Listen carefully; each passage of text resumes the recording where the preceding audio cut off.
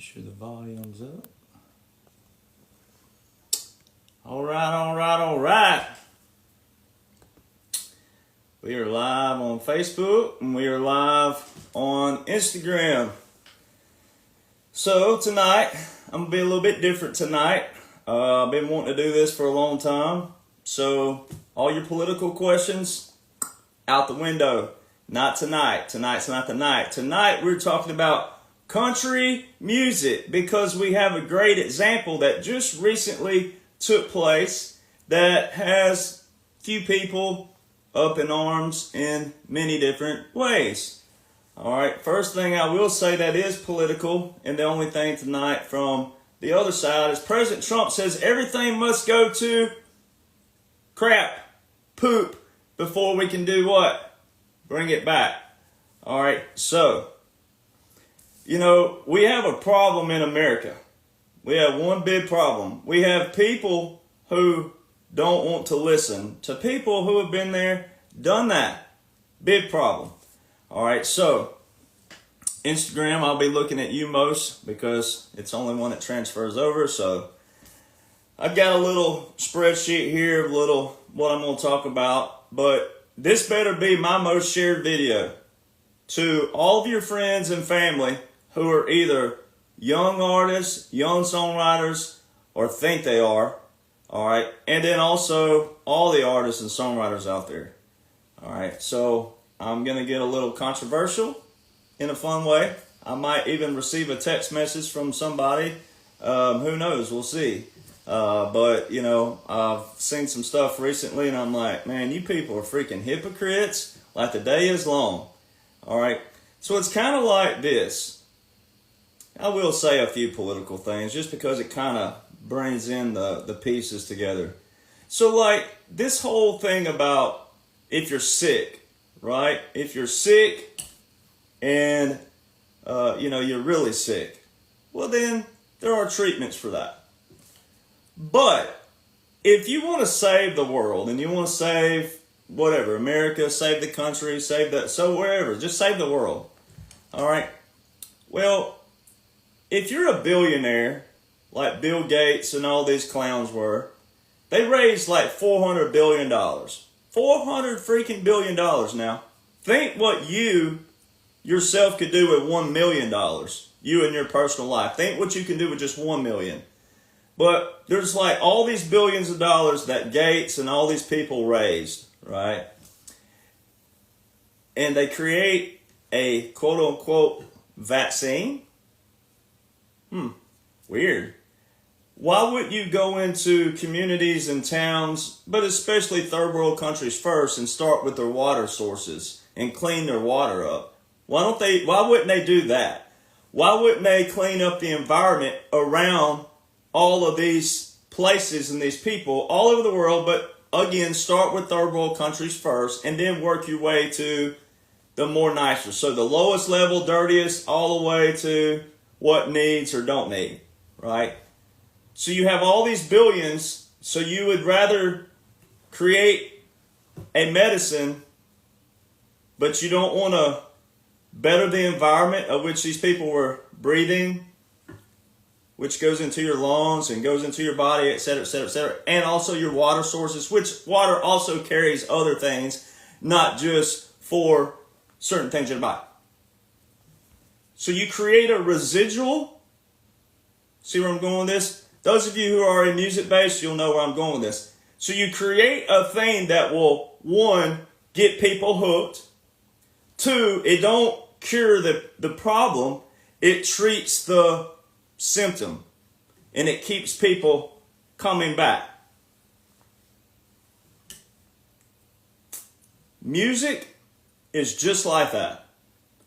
And a lot of you don't want to talk about music because music is your escape, kind of like football or basketball or whatever it is that you watch, pickleball, whatever you're doing out there.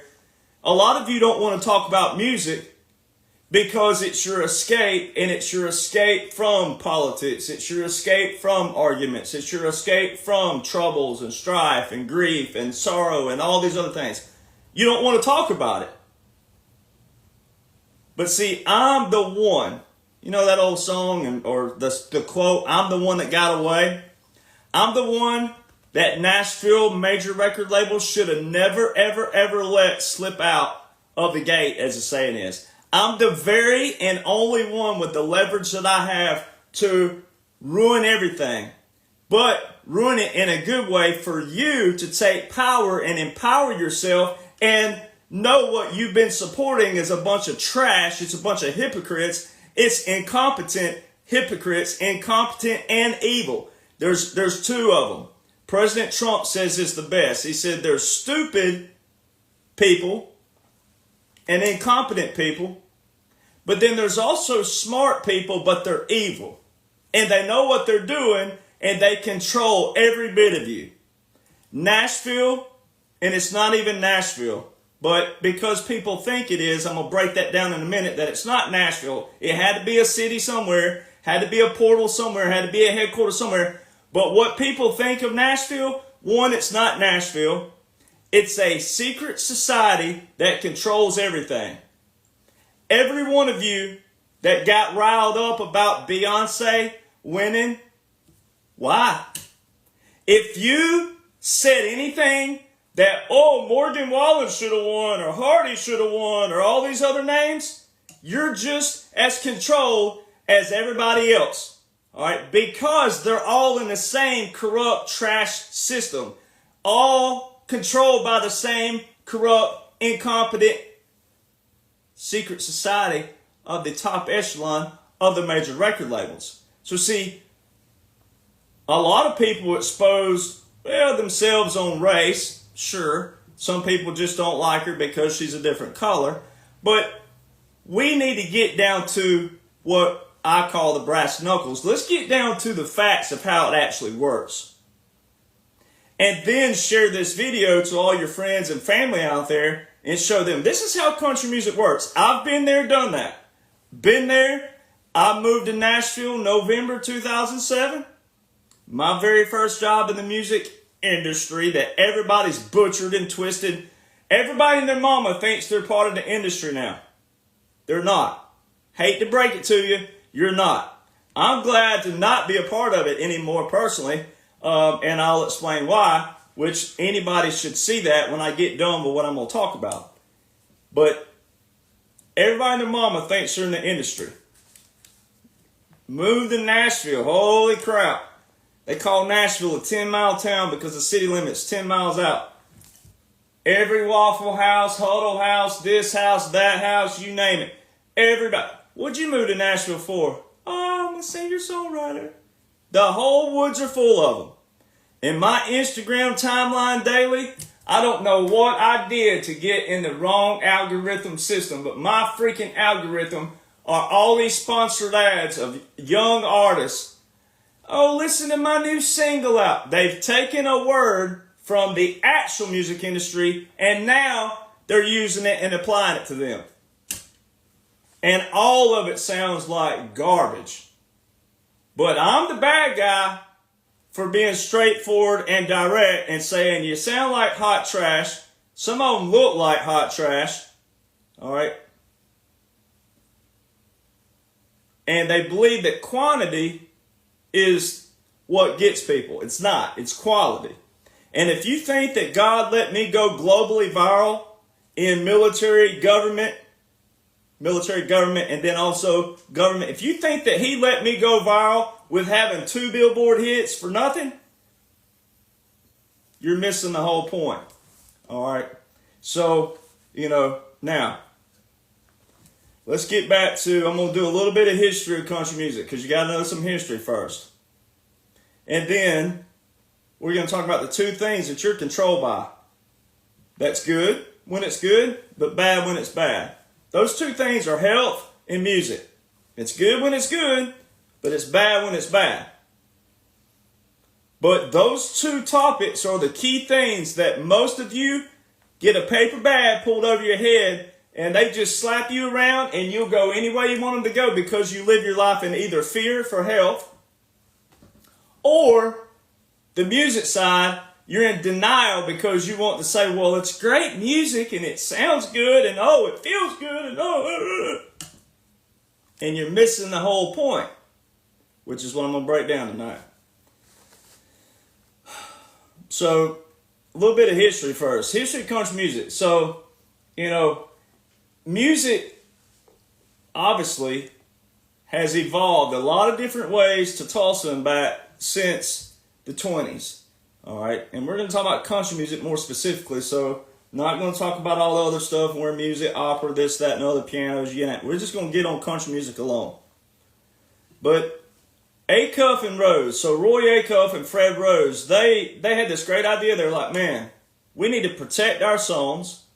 We need a publishing company. We need to protect our songs. That way, we write these things. We give them to people out there, meaning give to your ears, etc., etc., etc. Then we need to find a way to reap this, right? Because it's our talent, it's our gift, and we're giving that to people. But we need to find a way to make this a business, all right? Make it work, all right? Because you do love music. We do love sitting around a campfire or whatever it is you're out, and you love music because it is a great escape. There's no doubt. Music is universal. It's one thing that is universal, all right? But from the 50s, the 40s and the 50s, when Billboard was established, Billboard was the only thing people knew. Billboard topped this. All right, the chart has changed through the years a lot of times. But country music was not popular. It was only for country folks, the bumpkins, the hillbillies, right? And it wasn't what people think. See, people want to look today at tour buses and the lights and the glam and all this other stuff and think that George Jones and Hank Snow and Hank Williams and all them had that. They didn't have that. All right, my grandfather, which is what ties me into what I started with music, was my grandfather was, they call them boarding mates back in the day. Today's terminology would be roommates. My grandfather was roommates with Hank Williams Sr. in Mobile, Alabama in 1943. All right, it was during the time when the war was really getting hot and heavy, the World War II, and Mobile, Alabama is a port city, all right, major port, all right, so that's where shipbuilding took place. Well, there were 45 or so thousand men that were in Mobile outside of your normal Mobile, Alabama population that were there simply for shipbuilding. So that's where my grandfather and Hank linked up. My grandfather already played guitar. My grandfather already toured the same circuits. My grandfather already was into honky-tonks and bars before he met Hank. All right, so that's where a lot of people need to know that. My grandpa toured those same circuits in the 1940s and the 50s. And back then, it wasn't like playing in arenas today. It wasn't like that. They'd pull up to an old country store, all right, hop on the back of a Cadillac and play songs for a crowd while the people pumped gas or went into the store. It was truly about the music then. It was truly about their gifts and their talents, and they shared it with people. And then radio was simply where you had to, know how to record a song back then, which cost a lot more because it was obsolete to the average person. It wasn't that popular to the average person. And the average person wasn't quitting to move to Nashville because, I have a dream and blah, blah, blah, blah. No, if you quit and moved to Nashville, you were an outlaw back in that era. Just like my grandpa said, if you played the honky-tonks and bars in the 1940s and 50s, you were going to hell because it was a Bible Belt back then. It was a huge, thick Bible Belt. And if you even sang country music, you were going to hell to the mass majority of people in the South. And country music by radio wasn't even out of the South. This stuff can be, it's already won in the history books. So country music was a family, but it was country. But then they tried to involve the country a little bit more. That's why they wouldn't let Hank Williams play the Opry, because he had whiskey on his breath. There's a song about this. And they actually fired him from the Opry. Hank Williams moved to Shreveport, Louisiana. All right. That's where Hank Williams Jr. was born. That's why he has a song about it. Well, my mama met my daddy down in Alabama. They tied the knot. So here I am, born on the bayou on the Texas line, loving Louisiana, raised on jambalaya. There's Hank's song. So A lot of people don't know this. Nashville would not exist today if this didn't happen. Nashville would not be the port if this one freaking thing didn't happen. When the Opry fired Hank Williams, when Hank went to Shreveport, Louisiana, he took all that crowd with him because he was a singer, songwriter, and he had the personality to deliver the songs. He didn't write all his hits, but he wrote a good bit of them. He took that whole audience, and when that audience started going to Louisiana, traveling down there, guess who had to call him back? Old jealous Porter Wagner had to call him back. Porter Wagner did not like Hank Williams. All right, so a lot of them didn't because Hank stole the show, because Hank wrote and sang, and he had a great delivery of his songs. Hank died at a young age, but they did manage to get him back to the Opry right before he died, and that's how they salvaged the Grand Ole Opry. But then also through the years, they developed more of a family-oriented thing, and that's when whiskey and drinking was a little bit more allowed on the Opry because they didn't want any kind of drinking songs on the Opry. So that's what allowed it to stay in Nashville. Country music originally started in Bristol, Tennessee, Bristol, Virginia, right on the line. A lot of people don't know that. All right, but Hank Williams. So then you had the 50s, your 60s. That's when all your real heavy twang. Webb Pierce. Webb Pierce is the one who had a guitar-shaped pull. All right, Webb Pierce was known for his nasal, real nasal, heavy nasal whine. Webb Pierce is the one who went to Hawaii and discovered the pedal steel guitar and had them put that in his music. All right, brought the pedal steel into country. That's what created that, the real heavy twang. So when you listen to Webb Pierce, go listen to him. A lot of you have heard some new age singer take a clip and put it over in one of his songs, which is atrocious because of how they're trying to incorporate all the old school to play on your emotions. But Webb Pierce has a song that George Strait opens up with, used to at all of his concerts. So a lot of people complain because Strait would take one of the slots that they wanted to hear of another song of his, and he would play stuff that he loves. See, that shows you that country music fans right there have no appreciation for the artists and also the songwriters and the artist as an artist. All right? Because when George Strait wants to sing what he wants to sing, he wants you to love what he loves. That's why he would open up with Webb Pierce's "There Stands the Glass, Fill It Up to the Brim." But Webb Pierce's version matched that pedal steel guitar, of which he's attributed for putting in to country music. Not just the straight up steel guitar, but the pedal steel. Big difference. All right. So when you listen to Webb Pierce, go Google this later, YouTube it. You'll hear him go, "There stands the glass," and then he gets back into his tone again. But in every opening or every startup, you'll hear him go, "There stands the glass." So you need to know a history of country music.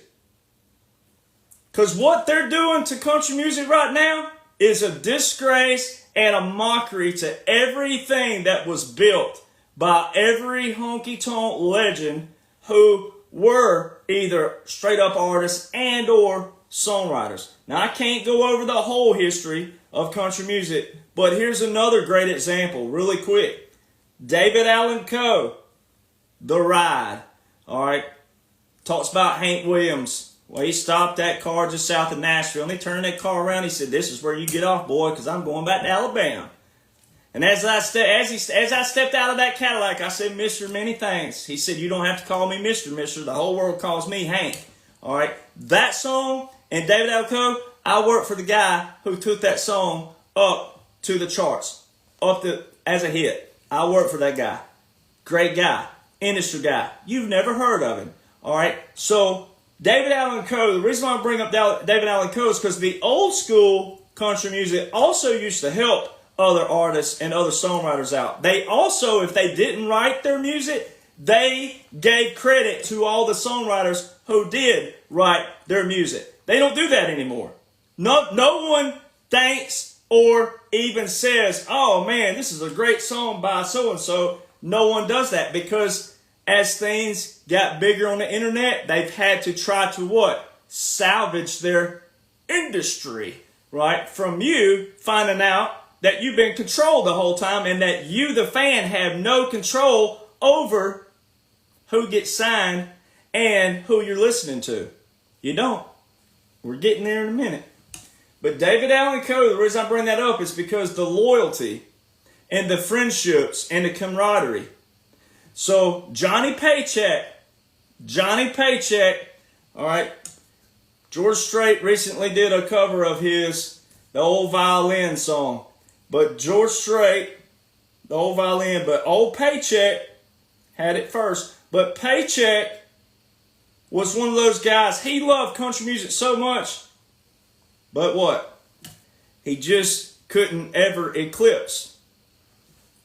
He went to David Allen Coe and he begged him, please give me a song. Please give me a hit. They were buddies. And he gave him a song that he thought was trash that he wrote. It ended up being Paycheck's biggest hit of his whole career. Take This Job and Shove It.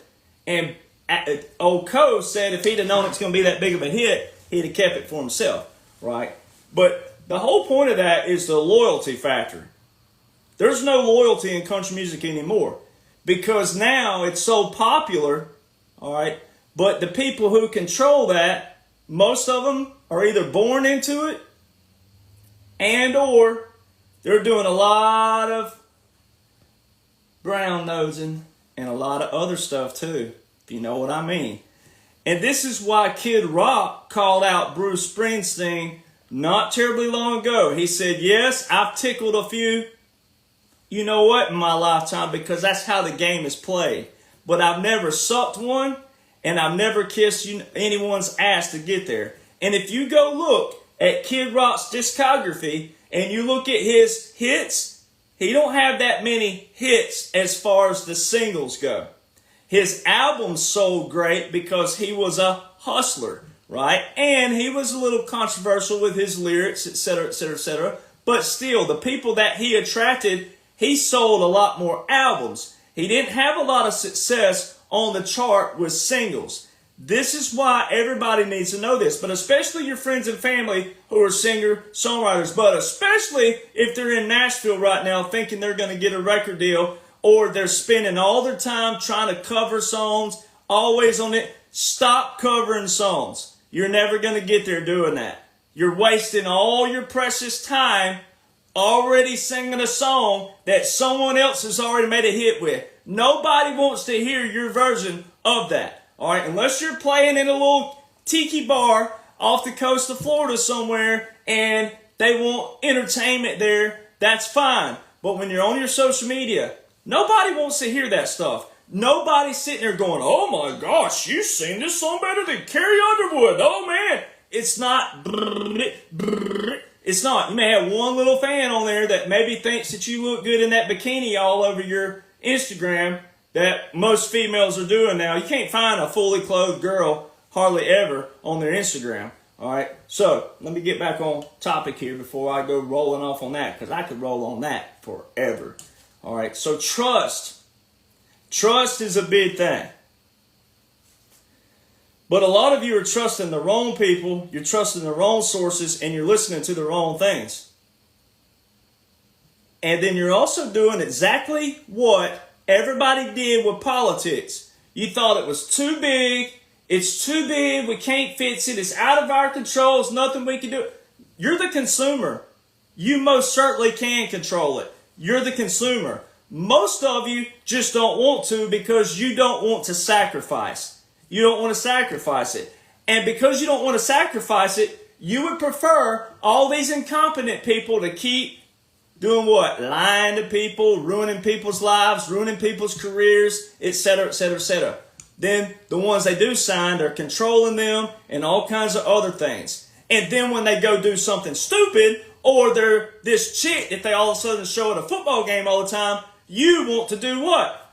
Every time you comment on a post, algorithms go up. Every time you comment about a chick sitting at a football game, that's exactly what they want. It don't matter how atrocious you are. It don't matter how ferocious you are. It don't matter what you are with this person, what side of the aisle you're on. You're doing exactly what they want. Publicity. And you contribute to it. You're the consumer. You have every authority and power to stop. But you don't. And you don't want to listen to people like me, who you should want to listen to, because I'm the little guy. Right? I'm the little guy. So I'm going to go ahead and do this now just because it's the fun of it. And then I'll get into the industry talk. So recently, someone that I know gets on a show, because they're all face and big name. And what do? To Republicans and conservatives. Republicans and conservatives. I'm not talking about people who are awake, in the know a little more than others, know a lot more than... I'm not talking about you. This goes to your average Republican conservative who just, oh, Fox News, oh, God, Fox, oh, Fox. You are the same country music fan who just, oh, man, oh, gosh, Morgan Wallen, oh, Morgan, oh, you look like Martina McBride 2.0, but now all of a sudden you look like a Dollar General special, like some little hit with a shaved head. But I'm sure you've always been that in heart. You knew who you were. This is what's wrong with country music. Morgan Wallen goes from freaking Martina McBride 2.0, all long hair, got the makeup on these TV shows, got the leather jacket, now and then had a man bun, had the high tops on, and all. Then all Nashville had to do to him, all the record label had to do was go, man, put on a t-shirt, regular old t-shirt, Carhartt, put on some blue jeans, untuck the shirt, put you a pair of boots on, put your little duck hat on or camo hat on, and let your hair grow out, cut your little sideburns, make you look like a skinhead who had meetings back in the 50s doing other things, because he obviously did drop a certain word that would tie in with that, all right? And then all of a sudden, he's a heartthrob for all the little country girls out there. Now tell me what part of George Strait ever changed who George Strait was to be who he is. See, there was a change in country music in 1990 that you didn't know about, and you would have had no reason to know about it if you weren't in the intricacies of the industry. 1990, the Billboard changed. All right, and it became a little bit more political. So everybody who was signed from 89 back, and a few right there on the cusp of that, so right around 90 to 95, there was a few in there. Obviously, Mark Chestnut, Clay Walker, Ricky Lynn Gregg. There was a few. There's a name you've never heard of, a lot of you. All right, but all those groups back in that time, Black Hawk.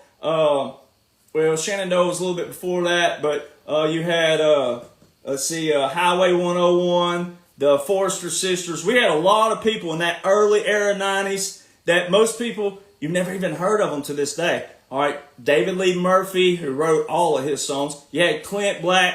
All those early 90s still get a hall pass because things didn't instantly go downhill real fast. All right. Then it changed again in 2012. It went really deep. Now, we're going to get on that in a minute when I do the breakdown. But there's one person out there, John Rich. I call you out, John Rich. I'm sure you may even text me if you even see this. That's fine. If you want to be all hoity-toity and have some words with me, that's fine. I can take it. But I got you cornered for a reason. All right? I know everything about you. I know how you made it in country music. All right? You were an original member of Lone Star, and you wanted more face time, so they fired you. All right? Be honest about it. It's okay. You're already a hit artist now. You're a great writer. There's nothing wrong with that. But the problem with it is that you want to be this person, that you want to perceive people to perceive you that you're bigger than what you are. All right? You're not. You're big, but you're not that big. All right? And I know your little slogan is big and rich. And I know that you're saying, well, we're big and we're rich. You have all these slogans out there. But recently you were on a show, John, and you called out Garth Brooks and you called out Brad Paisley. Now, check this out, ladies and gentlemen. All right? Whenever I do the breakdown of how country music actually works, which I've done before, but I'm going to do a little bit more intricately this time, you're going to see that what John did was political based. All it does is keep the pot stirred up. It goes back to health. Are we trying to figure the problem out to treat the problem? Or are we just over here dabbling with the symptoms of it? All right, and keeping it going. That's what John did when he tried to call out Garth Brooks and Brad Paisley. John says that there are conservative artists out there that are being squeltered from saying what they want to say, because if they say that they're a President Trump supporter, or if they're a Republican or conservative, that they're going to be what? Squashed. The only people who could be squashed or canceled would be signed major label artists, for one. So let's tell the audience who you were talking about. You're not talking about people like me who were on the Billboard, but I wasn't top 25, and I also wasn't signed with a major record label, which is a lot bigger. See, you're calling out someone who's known to be a liberal, all right, saying that, oh, they're conservative. They're not conservative. There's no part of Garth Brooks that's conservative. I don't care personally because he's not hurting or harming anybody. I don't care about his personal beliefs. All right, he's not out there all the time. He's said a few things, sure, but who hasn't, right? And then at what point do you squelter their First Amendment right? All right. Now, if I got to Garth Brooks, I would say, look, Garth, here's what's going on lawfully. You might want to read this first. And then he might go, yeah, I didn't know that. So you do that. You don't keep political controversy going like John did. Brad Paisley, he played for a Biden thing. All right. That right there, if John knew what was going on lawfully by military laws, military government, military occupation, and also continuity of operations, he wouldn't be saying any of that in the first place. All right. But I have spoken with him, and he says, well, why wouldn't I know about this? I have buddies who are special forces. Woo-hoo-hoo. Woo! Wow. Well, maybe because they know you probably couldn't keep your mouth shut because you weren't ever in the military. Maybe you should probably think about that. All right. Now, I personally don't have a problem with you, John, if you ever hear this. All right. But the point I do have a problem with is the fact that you want to get on these shows out there. You have a face, you have the platform, and you have the opportunity. If you really wanted change in country music, you would tell the fans out there how country music actually works, because it wouldn't hurt you. Not where you are right now. You're not with a label. You may have your own, but you're not with a major anymore from that standpoint. So it wouldn't hurt you. And you would do what Ricky Van Shelton should have done, and or David Lee Murphy, and or a few others in history, but especially Ricky Van Shelton, who had multiple top 5s, 10s, and a lot of number 1 hits, and his label dropped him completely out of nowhere, not terribly long ago, in the last 20 years. All right, just dropped one of the greatest artists of all time, dropped him.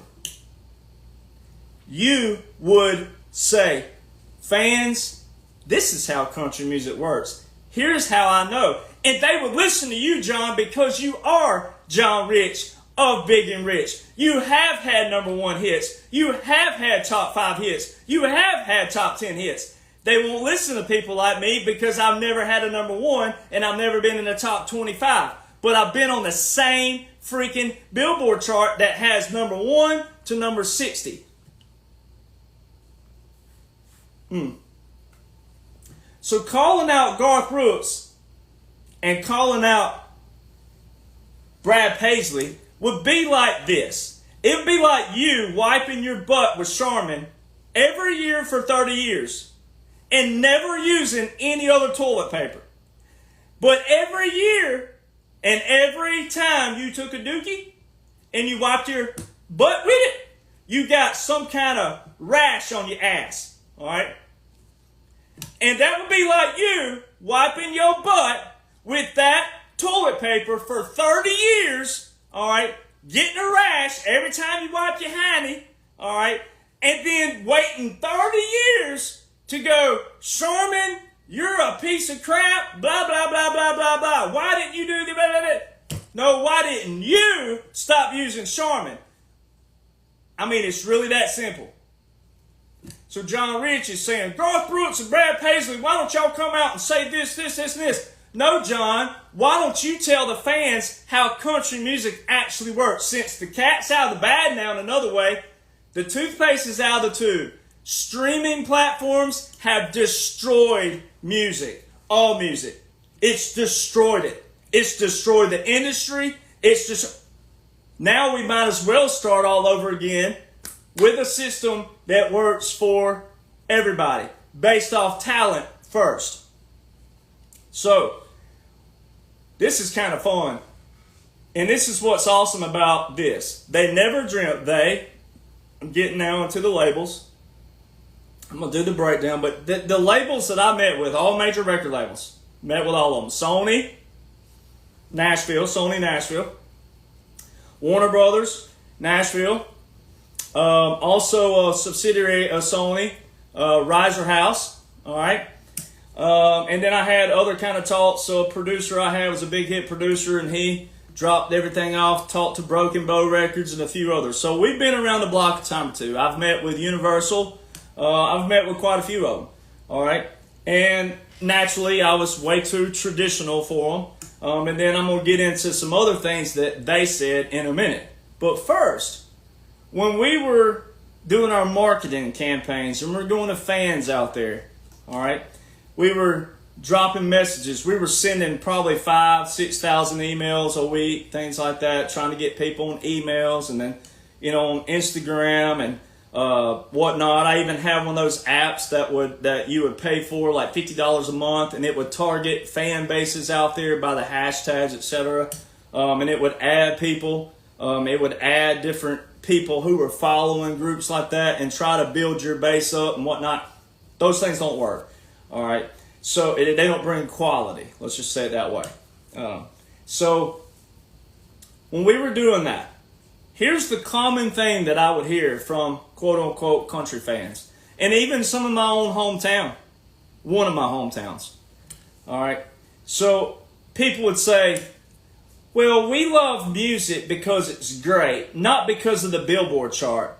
You focus too much on Billboard, not focusing on music that's great. That was one thing we would hear a lot of. The other comment we would hear a lot is, we've never heard of you before, or I've never heard of you before, and blah, blah, blah. And I'm like, well, isn't that kind of the point of it? I mean, isn't that the kind of the point of marketing? But see, a lot of fans out there, they do know Billboard exists because there's Billboard Awards, all right? And then you go over to the discography and all those #1 hits that your favorite artist is having. Billboard. That's it. All right. So what's funny is there's a combo here. One, the major record labels that I've been in and out of and their excuses that they gave me as why they didn't sign me, they never dreamt that I would ever blow up in social media. Never dreamt it. No one in the history of country music has ever exposed how country music works. No one. Not Ricky Van Shelton. He should have. Now, all due respect to him, I don't know how he quit, tipped his hat, and walked away without saying a word, but he did. So, I respect his wishes for doing so. Before Doug Supernall passed, I had reached out to him. I was going to write with Doug Supernall. Boy, all of the industry outcast him because he had a few mental health issues that were not real big deals. But, they were in another regard for him.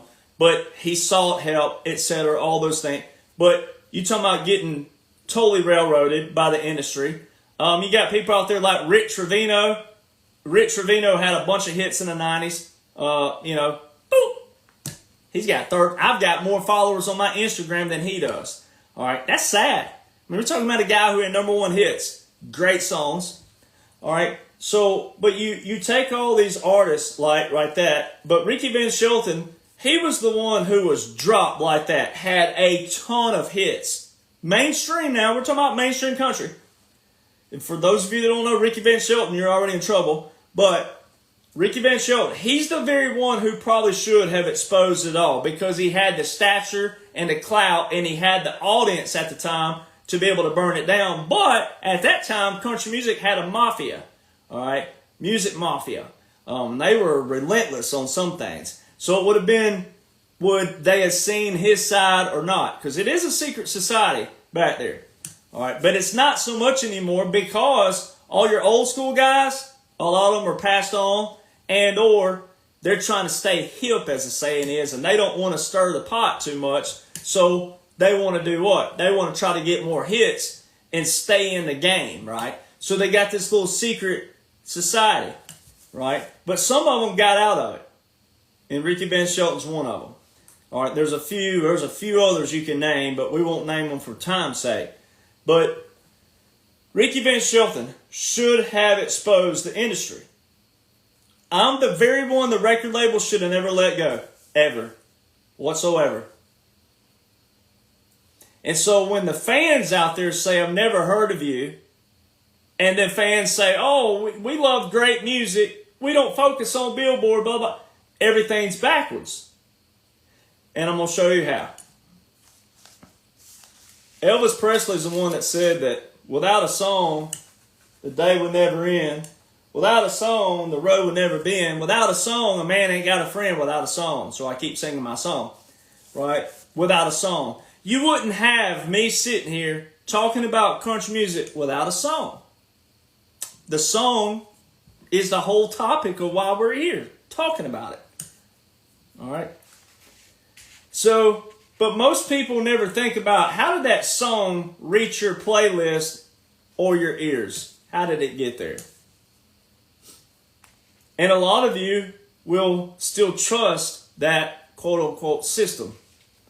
But where it really, really matters, it may not be for you, the consumer, but where it really, really matters is for you, the consumer, though, who have either children or family members or friends who have children who have a dream and or an artist, songwriter who are trying to move to Nashville or maybe already moved to Nashville, uprooted their life. A lot of people have ruined relationships because of their quote-unquote dream. And if they'd have met someone like me who could say, I wouldn't do that if I were you. You got a good thing. If it works, if music works out, great. But you got a good thing. You don't need to move to Nashville. If someone would have met me, but see, that's how God's timing works. That's how God's timing works. I have, obviously, where did I put it? Right here. So I now have 3 #1 best-selling books. All right, got this on birthday, so it's kind of cool. I'll put that up there. #1 best-selling author. One of those books is the exposure of country music. So if you think I'm crazy, go ahead and think so, but I have the records to prove it. I also have the 2 Billboard hits to prove it. All right, so you can think I'm crazy, whatever it is, but if you're an artist, songwriter, you're going to keep spinning your wheels. Unless you're willing to do what Kid Rock talked about and a lot of it, then you're going to just keep spinning your wheels and wasting your time, wasting your money, and wasting your life. When you could listen to someone like me and my team can help you without you spending any money.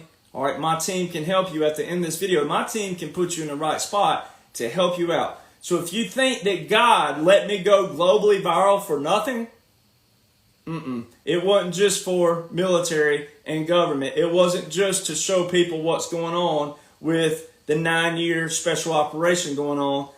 We need every single facet cleaned out. And you, the consumer of country music, need to start listening and start watching what you're purchasing and what you're supporting. Because you're also supporting incompetence at that level too.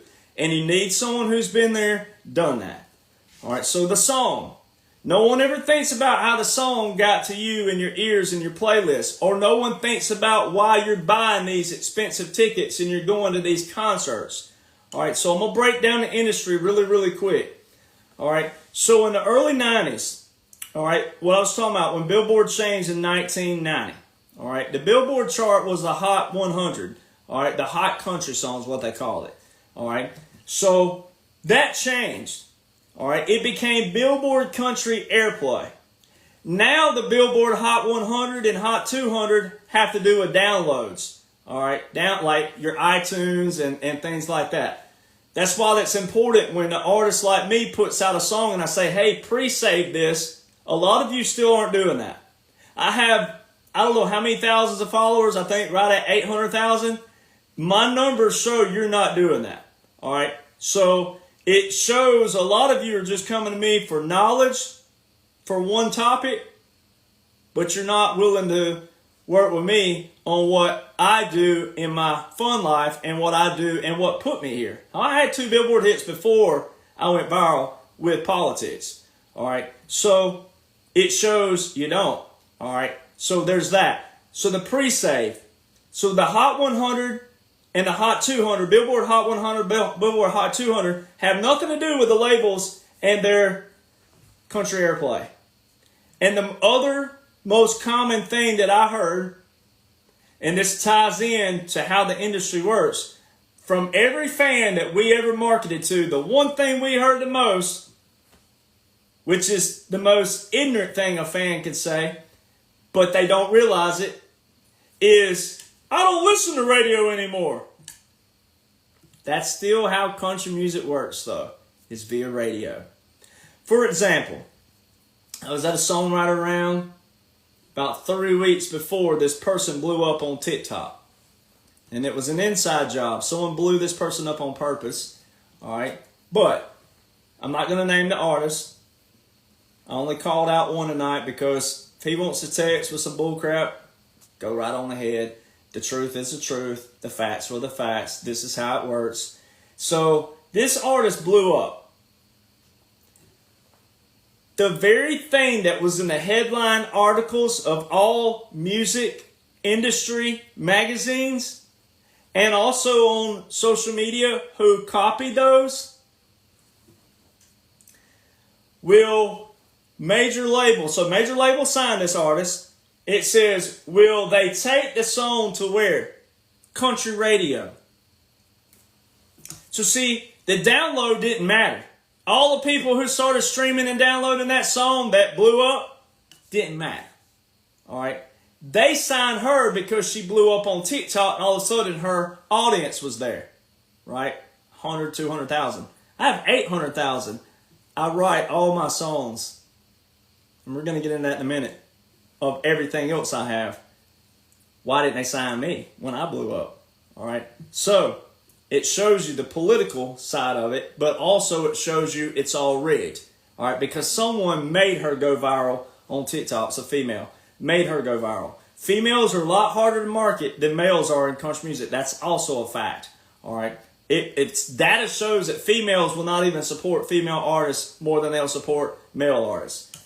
All right. So there's that.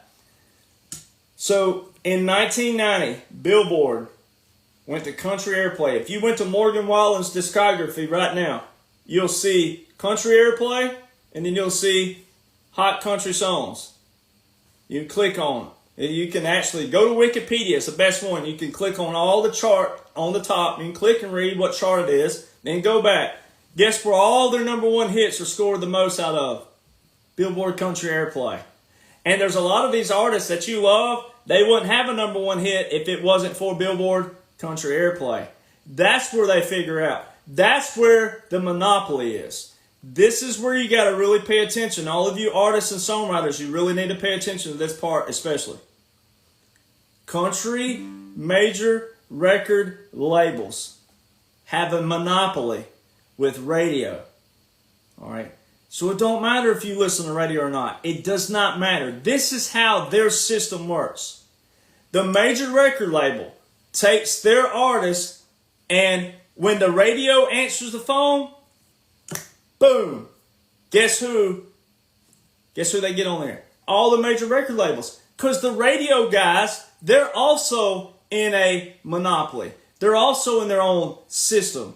That's why they have this thing in Nashville called Country Radio Seminar, CRS. A lot of artists and songwriters who have never had a hit, don't even have quality music, they're all going down there trying to meet the radio guys. So kudos to you for hearing about CRS, but you don't need to be down there until you actually have a song with a team, a Billboard team, independent and or major record label. They're not going to help you out. It does not help you. Building a relationship with them right now does not help you. Until you have a song that goes through the system, your song is never going on any activator or indicator station whatsoever.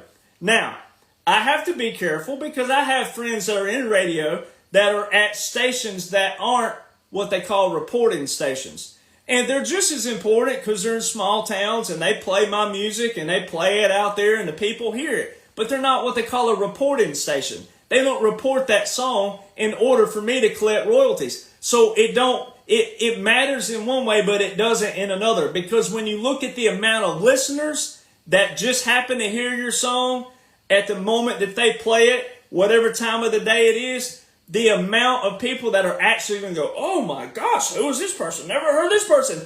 And flood up. There's not that many people. All right. So there's artists out there that'll say, hey, check out my song. It's on 94.9 The Dog in Odessa, Texas. And call in and request it. Ladies and gentlemen, unless they're from that little area and or they have, oh yeah, we'll play it and it's not a reporting station, then they'll play it. But there's a system to how a song goes through and gets to you. So let's break this down as simple as possible. So a lot of you don't even know that there's a system in Nashville for songwriters alone. And those guys are even more political. Boy, you talking about politics. You talking about brown nosing and all the other stuff. You talking about backstabbing. You want to talk about some dirty politics? The songwriter getting a publishing deal is 100 times worse than trying to get a record deal. All right, so the labels, this is how it shows you. If you'll listen, especially you artists and songwriters, this is what shows you that it's a dirty political system. Is this right here. If it were about talent, if it were truly about talent, the first thing you would go after first is an artist and a songwriter who can do both. But see, here's the thing. They don't want to sit around and wait for an artist to find the inspiration. So they have publishing houses where guys and gals sit all day and write songs all day long. They used to make money with it. In the 90s, they used to pay them what they call a draw. And they'd get a draw. And then they'd have X amount of songs to turn in, and the publisher may keep 5 of the 30 that they wrote, or 35 or whatever. But they'd have a number they had to hit. And they'd pick the best songs out of it. One publishing company that I was with in Nashville years ago, this is one company, we had 200,000 songs in the catalog. All right, so I don't want to hear some BS about, oh, it's a great song. It's not great. It's only great because it's supposed to be great. It's not great because you think it's great. It's not great because you discovered it. You didn't discover anything. You got in your vehicle and or someone told you to check out this new song. You didn't discover it because you discovered it. You didn't go to my profile and go, man, this guy has great quality music. I'm going to follow him. You don't share my stuff like you share Morgan Wallen. You don't share my stuff like you share all these others. You consumers out there, you don't do that. Because you're told to like what you like. You're told to love what you love. And all of you people out there raising hell over Beyonce and saying Morgan Wallen or Hardy and all these should have won it, they're the same system. Same system. Same group of people. Same everything. All right, so you don't want to listen. And you keep supporting the incompetent labels and the incompetent radio and the system that puts it there. It is most definitely a system there. It don't just end up on a playlist for nothing. All right. There's a system there. All right. So publishing houses have hit songwriters. So when you see Morgan Wallen on a discography as a songwriter, you got to look at the other names there. The odds that Morgan, and he might, there's a few that might be. But most of the time when you see all those other names on there, and I know a lot of those people, I know they're pulling those lines out of those songs.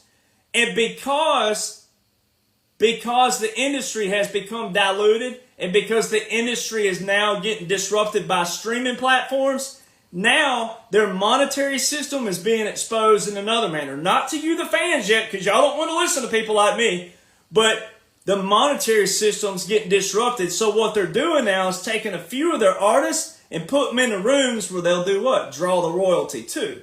All right, it's not because they're great songwriters. They already have songwriter farms, if you will. We'll call it a farm. They already have all the hit songwriters they can go to at any moment, and or what we call pitching songs. So where I made my name in country music the most, years ago, I met all the producers. I went to a bunch of older hit writers. I've worked with a lot of hit songwriters.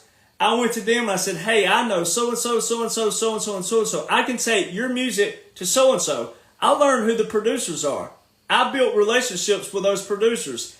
I pitched songs to those producers. You don't want to go to A&R. A&R, Artists and Repertoire is what that stands for. They don't do jack diddly doo-doo for artists anymore. If you look at what this little thing is called a pitch sheet, we get this little thing called a pitch sheet.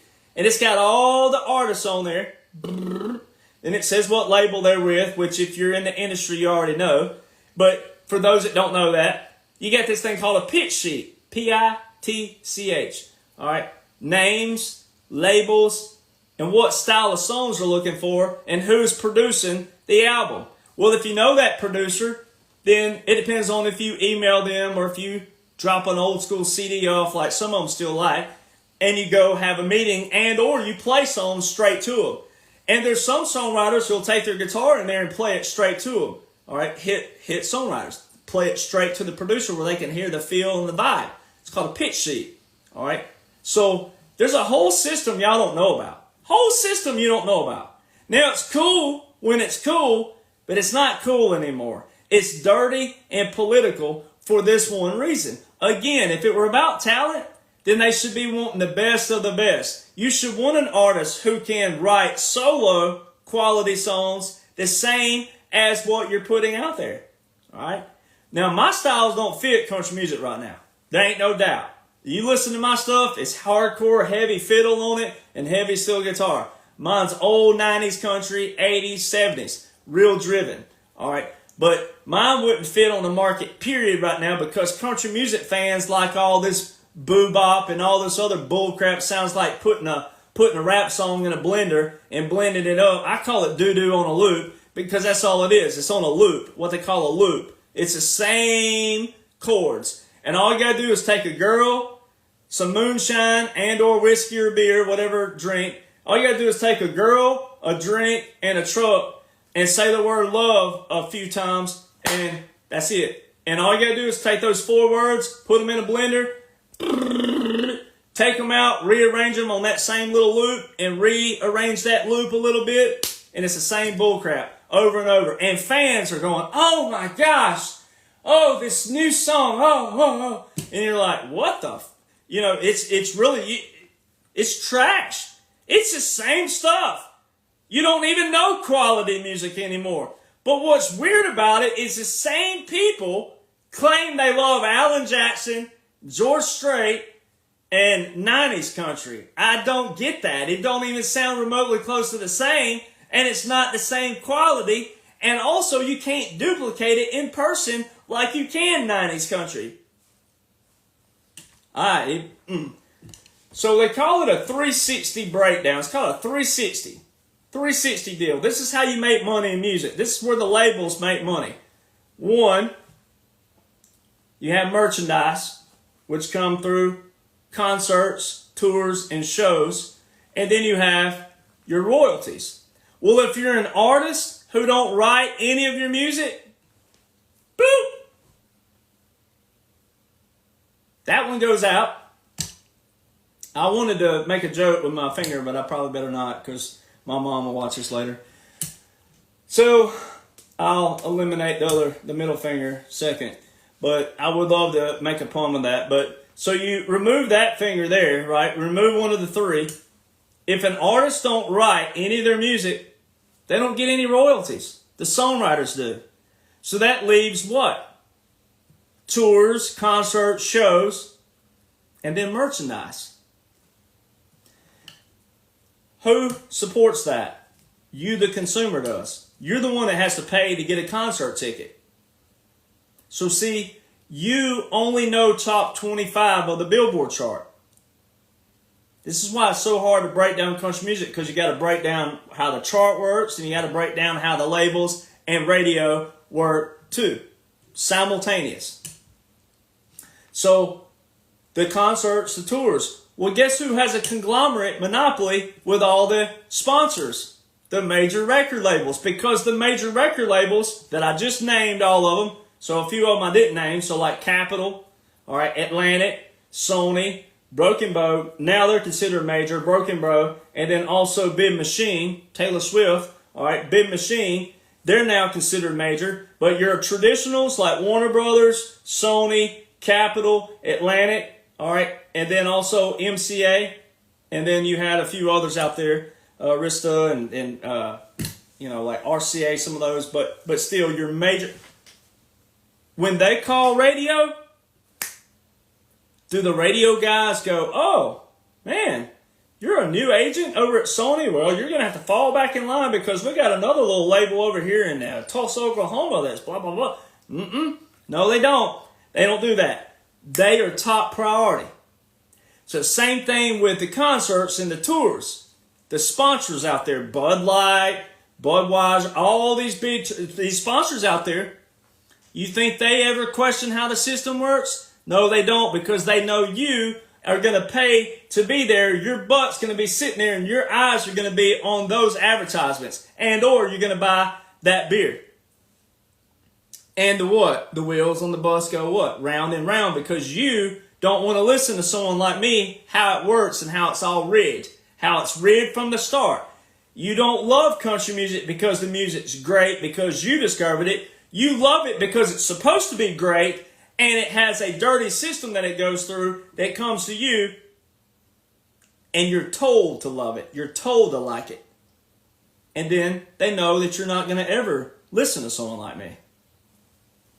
And I'm not the only one that's been screwed over in country music. And so then you hear like people like the little small towns that I'm from, right? Oh, you suck. Your music sucks. You just weren't good enough. You're a sore loser. You just weren't good enough. The labels don't like you because you suck. And you know how ignorant you are? Oh, do I want to roast some names right now? But vengeance is mine, saith the Lord. All right. So I won't do that to you, you little nobodies out there, because you didn't know that you didn't know, and you don't know how ignorant you actually are.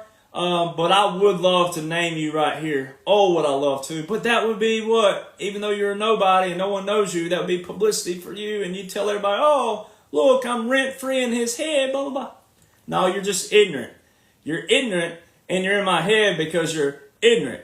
All right, but all these people, you suck, your music sucks, and oh, you're trash, your music's garbage, and oh, blah, blah, blah, blah, blah, blah, blah.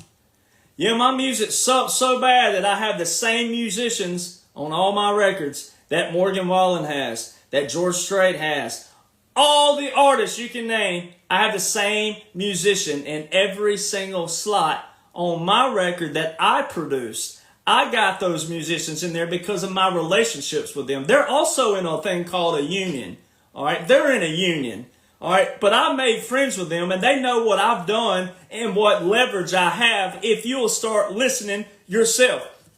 If you'll pull your head out your rear end, take your emotions and your feelings and divorce those from you, and listen to how this stuff works, and take control as the consumer and apply this as the consumer, then you will start getting quality artists and quality music in your life. Because if music is universal, and if music is something that soothes you, then it shouldn't matter what name it is and who it is if it sounds good. But especially a guy like me who's been on the same Billboard chart that 99% of country music's never heard of me and never heard of a few of my buddies. I can name names right now, and I will. I'll drop a few out there here shortly.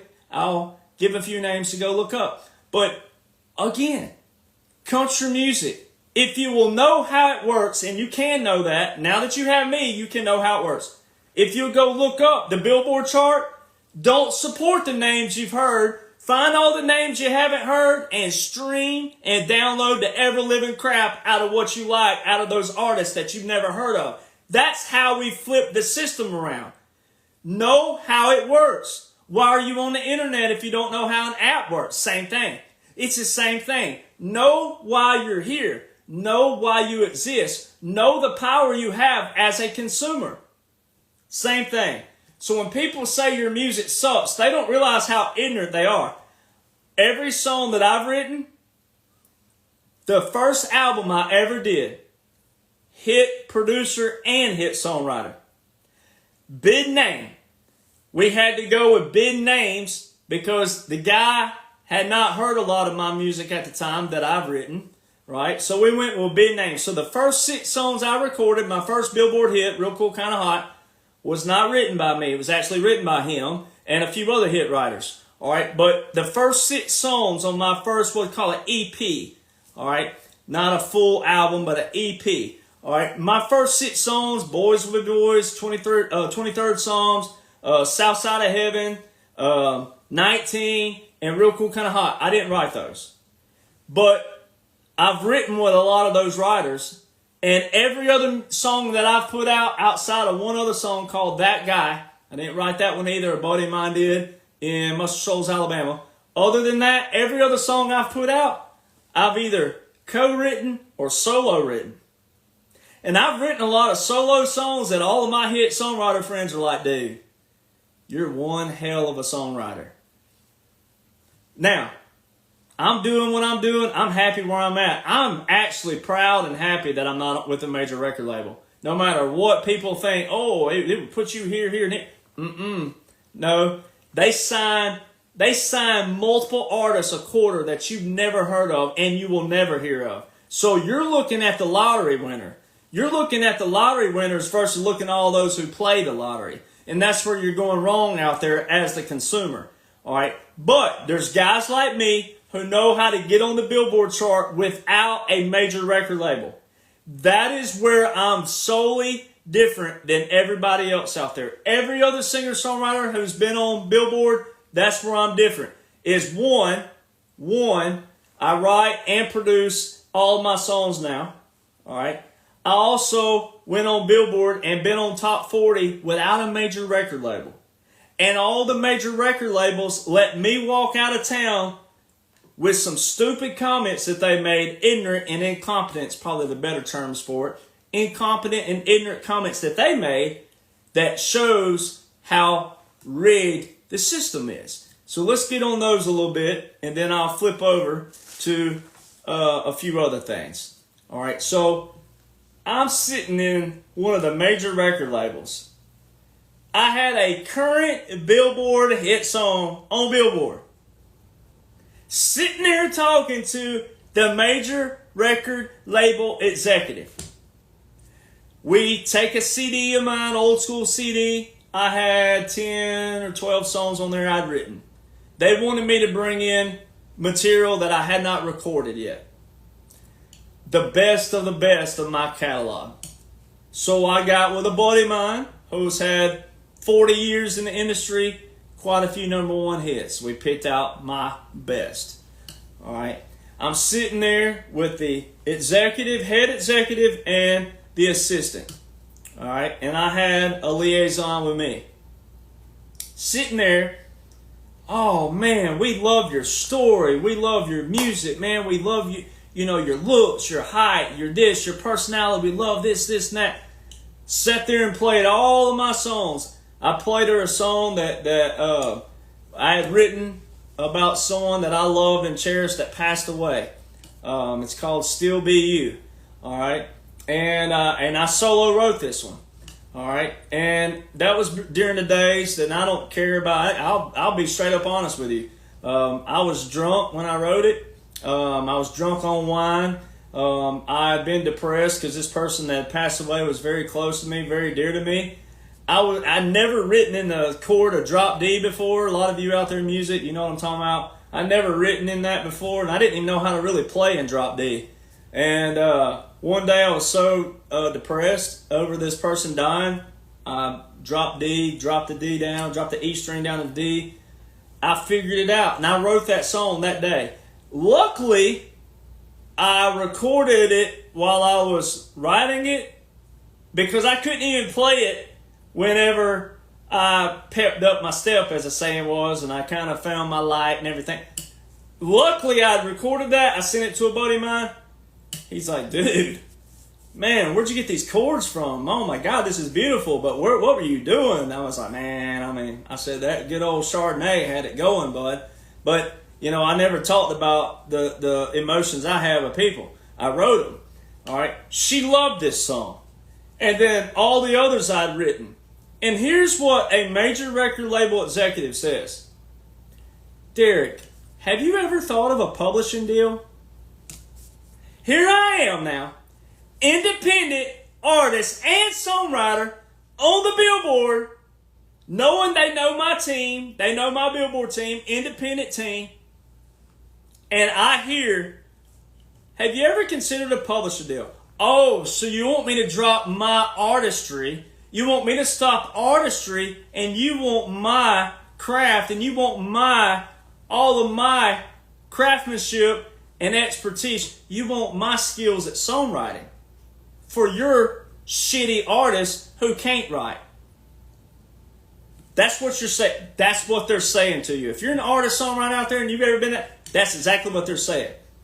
They're saying, hey, you're a great writer, and we want your craft, and we already have money at stake with these artists over here. We're pumping all these millions into. All right, the fans don't know how this stuff works, right? We're pumping all these millions in here, all right, and we want your songs to put on our artists.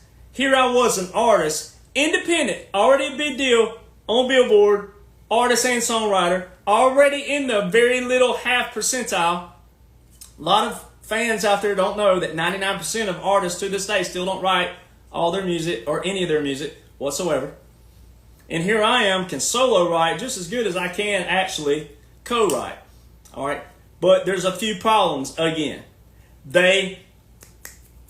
Quantity, right? They need it in a timely manner, and they feel like artists can't produce quality songs in a timely manner of which they need them to go back to radio. All right, there's that. Then two, they knew I knew too much of their industry. They knew that I'm sitting there on the Billboard chart with an independent team who were all former major record label executives. See, that's where the secret is. I have that. And that's how I got on Billboard. All of my team are former major record label executives. Major. And mega number one hits, all right, under their belts. All right. And they're not the only team, but there's only a few of them that have had success against the major record labels. All right. So that's where the secret is, right there. And here I was, in with the major, and they're giving me these excuses. And it's like I told the person when I said, no, actually, I don't want a pub deal. No. Why would you sit here and talk to me as if I just moved to town last week with a dog named Fargo, all right, like I don't know anything? That's what you would say to some other young punk who just moved to town who might actually have some good, decent songs they've written on, and or they're getting in the rooms with hit songwriters. No. I'm sitting on your Billboard chart. Your Billboard chart. That's how it all works. And for those of you out there, I've probably said this, and it's all in this book. This is the #1 bestseller right here. The Royal Flush of Country Music. All right, this is it. It's not very long at all. It's not a long read. It's not even a lot of heavy reading. This is all the secrets of country music, first off. But, ladies and gentlemen, first time I've probably said it on video. For one song, one, for one song as an independent artist to get on Billboard Top 30, it will cost your daughter, your son, your friend, whoever it is, if you're an artist, songwriter yourself, it'll cost you an easy $1.8 million to get in the top 30 on a minimum. For one song, $1.8 million.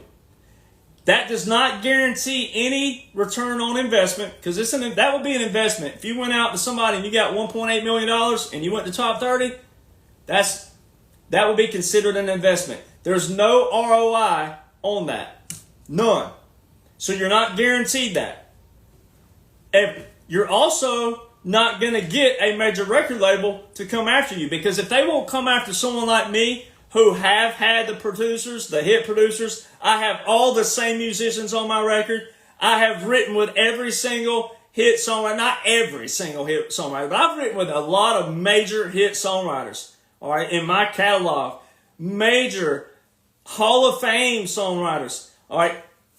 If they don't want me, they damn sure don't want you, all right. Because, again, they want people they can control, that don't know much about their system, don't know anything, but also you're willing to do a lot of other things. There's so much quote-unquote talent in Nashville. Why? All right? And everybody today thinks they're a songwriter. So what's happening is a lot of these songwriters and people now in Nashville, on any given night, you can go to what they call a songwriter round.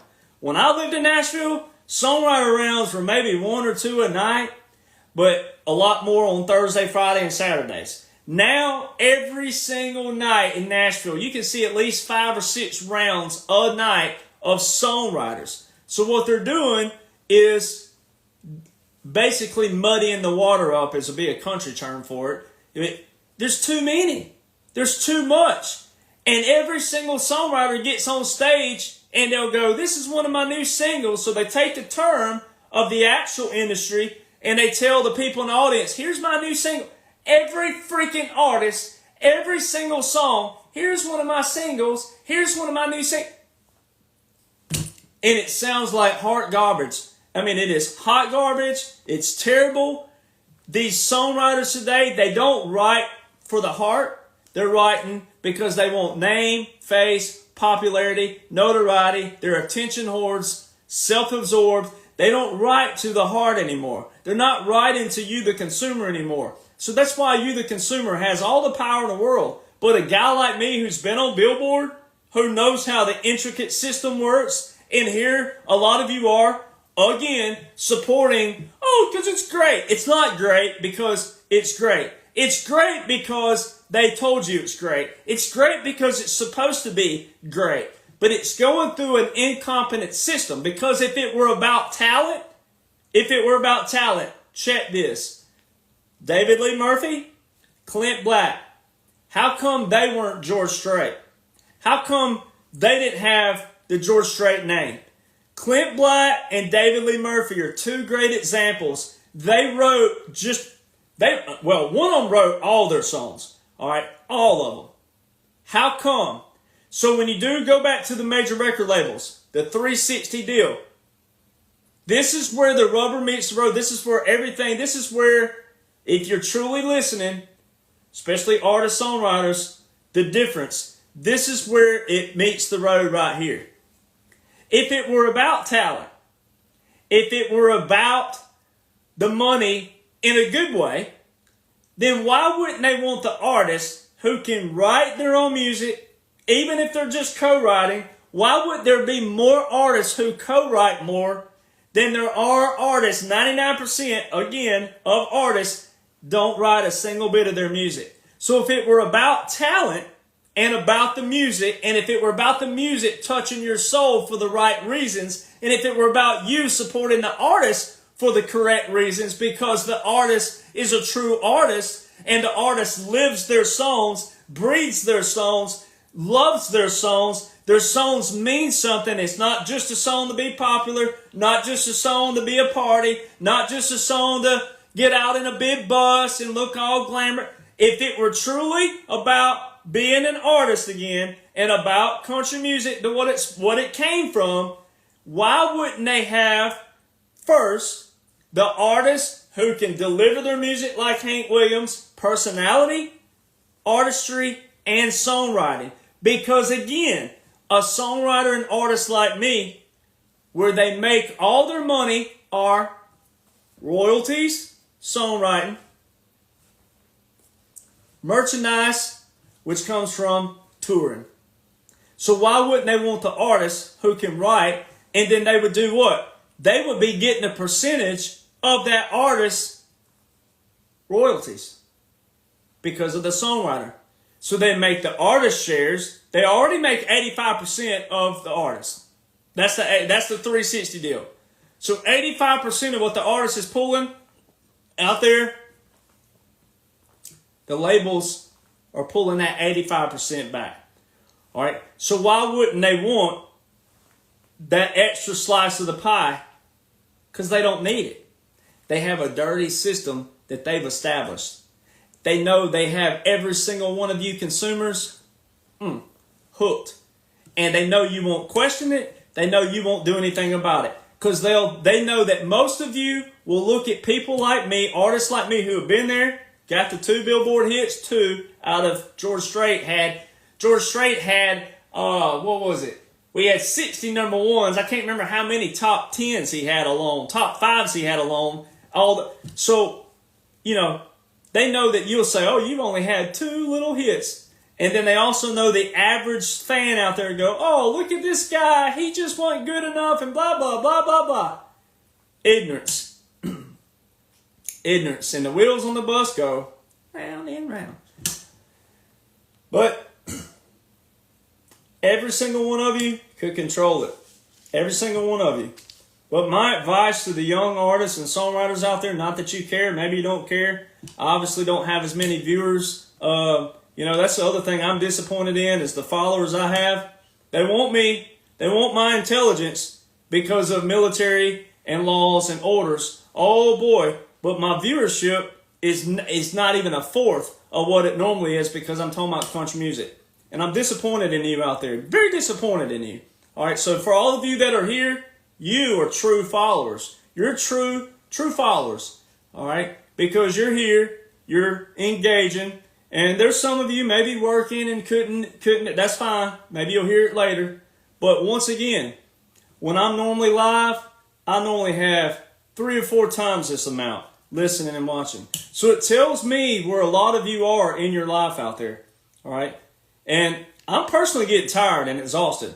And I'm built for this. I'm built for missions. I'm built for this. I am built for it. But I'm getting tired and exhausted of people who don't want to put in the work, don't want to put in the initiative, don't want to listen until things get real bad.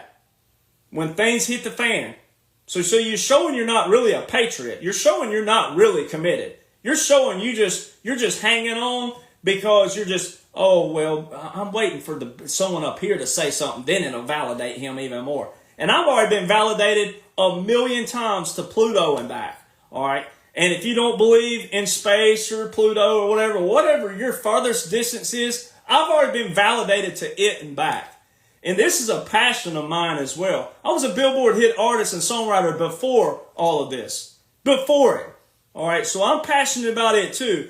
And also I have family members who were involved in it for years. All right, and it's also trying to fight for the tradition of that, of what already has gone to hell in a handbasket quick. And you should want to feel that way too because, again, I see all the comments out there. I've seen a lot of comments on my pages when I've posted things about, country music. Your comments are mainstream. You wouldn't have to make those comments if you would listen and take power as a consumer and go, I have that power. Oh, this is how the internet works. Don't like or love something, don't share it. That's how the algorithms work. You should want to share people like me. You should want to look up all the Billboard artists. All right. Currently, right now, there's a Billboard chart somewhere with 60 slots on it. You only know the top 20. Go find all the names on there you've never heard of. Like, love, and share everything by that person. Not just me. I'm not on it anymore and don't care to be because I'm not going to waste some investor's money on doing that. Or someone who is willing to believe in me. I'm not going to do that. That's how honest I am. I'm not going to go lie to an investor and say, hey, if you give me $2 million, we can hit top 30 on Billboard. It won't bring a return on investment back to them. So why would I lie to them? That's what you, the consumer, needs back in your life in every aspect. You need honesty, transparency, and you need someone who knows and been there, done that. It's the same thing that President Trump is doing to the swamp. Same thing he's doing. He is derooting, he's uprooting and derooting, and they're exposing all of the incompetence, all of the fraud, all of the corruption by these incompetent people for years in the government side. And I'm sitting here telling you the equivalent to it in the music industry, and there's a fourth of people listening who normally listen to my quote-unquote podcast. All right, I'm not a podcaster, first off. I'm a guy on a mission All right, God put me on a mission. God put me here. All right, and I'm just passionate about everything that I love and what I'm doing. But I'm the very sole person that every single young artist, songwriter should listen to. You don't need a major record label. You don't need a major publishing deal. You don't need any of that for us to flip country music back around. You need to know how it works. You need to know the secrets. And you still are a consumer. Even if you're an artist and songwriter, you're still a consumer. Stop covering the hit songs. You're doing exactly what the labels want you to do. You need to focus your time. If you're truly a songwriter, you need to focus your time on trying to find a craft that fits you, that is passionate. Write about something you know about first. Try to do something that you know about first. All right? Then branch out. If you're just an artist, you need to be meeting the songwriters. You don't need to be trying to cover songs. You need to be meeting the songwriters. You need to be meeting the best songwriters you can meet, possibly. All right? That's how you take over this trash system that they've put on everybody. You people out there complaining about Beyonce, all you're doing is adding one to negativity, negative energy, and then also you're contributing to the publicity of it. No matter what side you stand on, if you're commenting on a post, all you're doing is wasting your time, wasting your energy, and feeding to it, which is exactly what they want you to do. That. Take control of your energy. Take control of your power and listen to people like me. It's not going to help me. I'm not going to ever be on Billboard anymore. Ever. Unless God just, boom, changes the system and wipes out all the incompetence there and gets the people in there, people that I know that should be there in those positions. Unless that happens, I'm not going to be on. But this can help other artists and songs. Wasting your time. It's going to cost, on average, to get a great album about $7,000, $8,000, $10,000 for every album. All right, quality music. That's what it's going to cost. All right, so you're already going debt straight out the gate. Music is not about making money right out the gate. The only way these artists are making money are major record labels. That's it. Songwriters and artists like me are not making that kind of money whatsoever. So when you see an artist out there that you've never heard of, but you see them in a video getting off a tour bus, you go, oh, that dude's got it all backwards. He got the cart before the horse. Because ain't nobody out there that you've never heard of that's on a tour bus making money. I can assure you that right now. So some of these artists out there have everything. They got the cart before the horse. They got everything backwards. If every single songwriter and artist would listen to how it works. I just told how country music works in less than 5 minutes with the actual portion of it. Not this whole video, but it's a pay-for-play system. Real simple. All right. Now this right here goes into the intricacies of etiquette, protocol, standards, of what not to say to record label people, the good ones. There's a few, little tiny few left, but they're mostly all gone.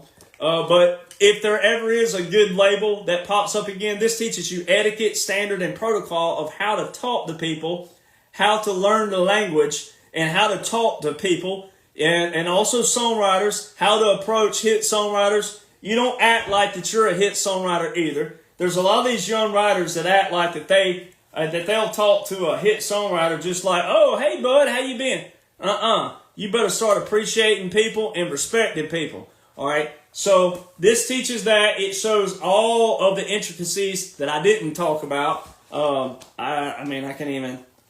I'm just going to flip through the hypocrisy by publishers, what they say and what to listen for. When you start hearing excuses, etc. The major label hypocrisy, country music radio. I mean, it just breaks down all that. And I would highly recommend it. Once again, I'm the only artist in country music history that's exposed the whole thing. But they knew the average fan, they knew the average consumer wouldn't listen to people like me. It's the same thing with anything else. People don't want to listen. People don't care. All you care about is getting in your vehicle and turning on the radio, and the wheels on the bus go round and round, or your playlist, and then the artist ends up either saying the N-word and getting in trouble and all this other stuff and publicity and all, and everybody rushes to the comment box and makes them more famous until they do something really bad, and then you're like, oh, I'm not playing their music anymore. But you already made them rich. You made them rich. You made them rich. So if you're tired of that, you have control of that. You're the consumer. But other than that, you know, that's it. And I do have my own record label. So, you know, there's that. I have my own setup. That's why this whole video is existing right now. I have my own teams. I have all this. All right. You're the consumer, though. You still, when I put a single out, I saw a comment in the comments. When I put a single up and I said, hey, pre-save this, I mean, right now, most of my videos get 200 or 300 shares. Straight out. I got 48 shares. All right. And then I've got 200 viewers. Normally, it's triple, quadruple, whatever that. Over here on Instagram, 31 viewers. It's normally right at 100. All right. And then I'll have X amount of views later. So it tells you, again, the average viewer don't want to hear about country music. And see, that's the problem we got. Most of them are what? Music fans. So why don't people want to hear about it? Why don't you want to hear? Why don't you want to take power? Why don't you want to take control? My very message, if you'll send it to every artist and songwriter out there that you know, or tag them. If you'll tag them on this video on Facebook, because it won't go away. On Instagram, when I post the video, when the live video goes off, all the comments goes away. When I post it, repost it, or share it on my page, if you'll tag at every songwriter and artist that you know on there, if they hear this, I'm the very person who can help them and not going to railroad them and get them in trouble like they do in Nashville, get them in debt and all these other things. All right, I'm the very person. There are what they call bottom feeders all over Nashville, and they'll fill them so full of manure right through here. And it'll make, and it sounds perfect. It looks perfect. There's people with contracts that look legit. All right. And they sign their life away and it ain't nothing. All right. The whole secret to country music, again, is the Billboard chart. There's two ways to get on it. Major record labels and independent teams that know how to get on the Billboard without the major record label. Now, straight out the gate, it's pointless to go straight to Billboard. The first thing artists need to do is build a repertoire. Great songs, quality songs. It starts with people like me who can get the same formula that every top 25 artist has. I have the same thing. So it's up to you, the consumer. That's where you, the consumer, comes in. You, the consumer, has to help that artist. You have to go, man, this is quality music. It's the same style. It's the same musicians. It's the same writers. It's the same everything but the name. That's where you, the consumer, does come in handy. That's where you have to use your power. Empower yourself. That's the whole point of my passion here. That's where you, the consumer, comes in.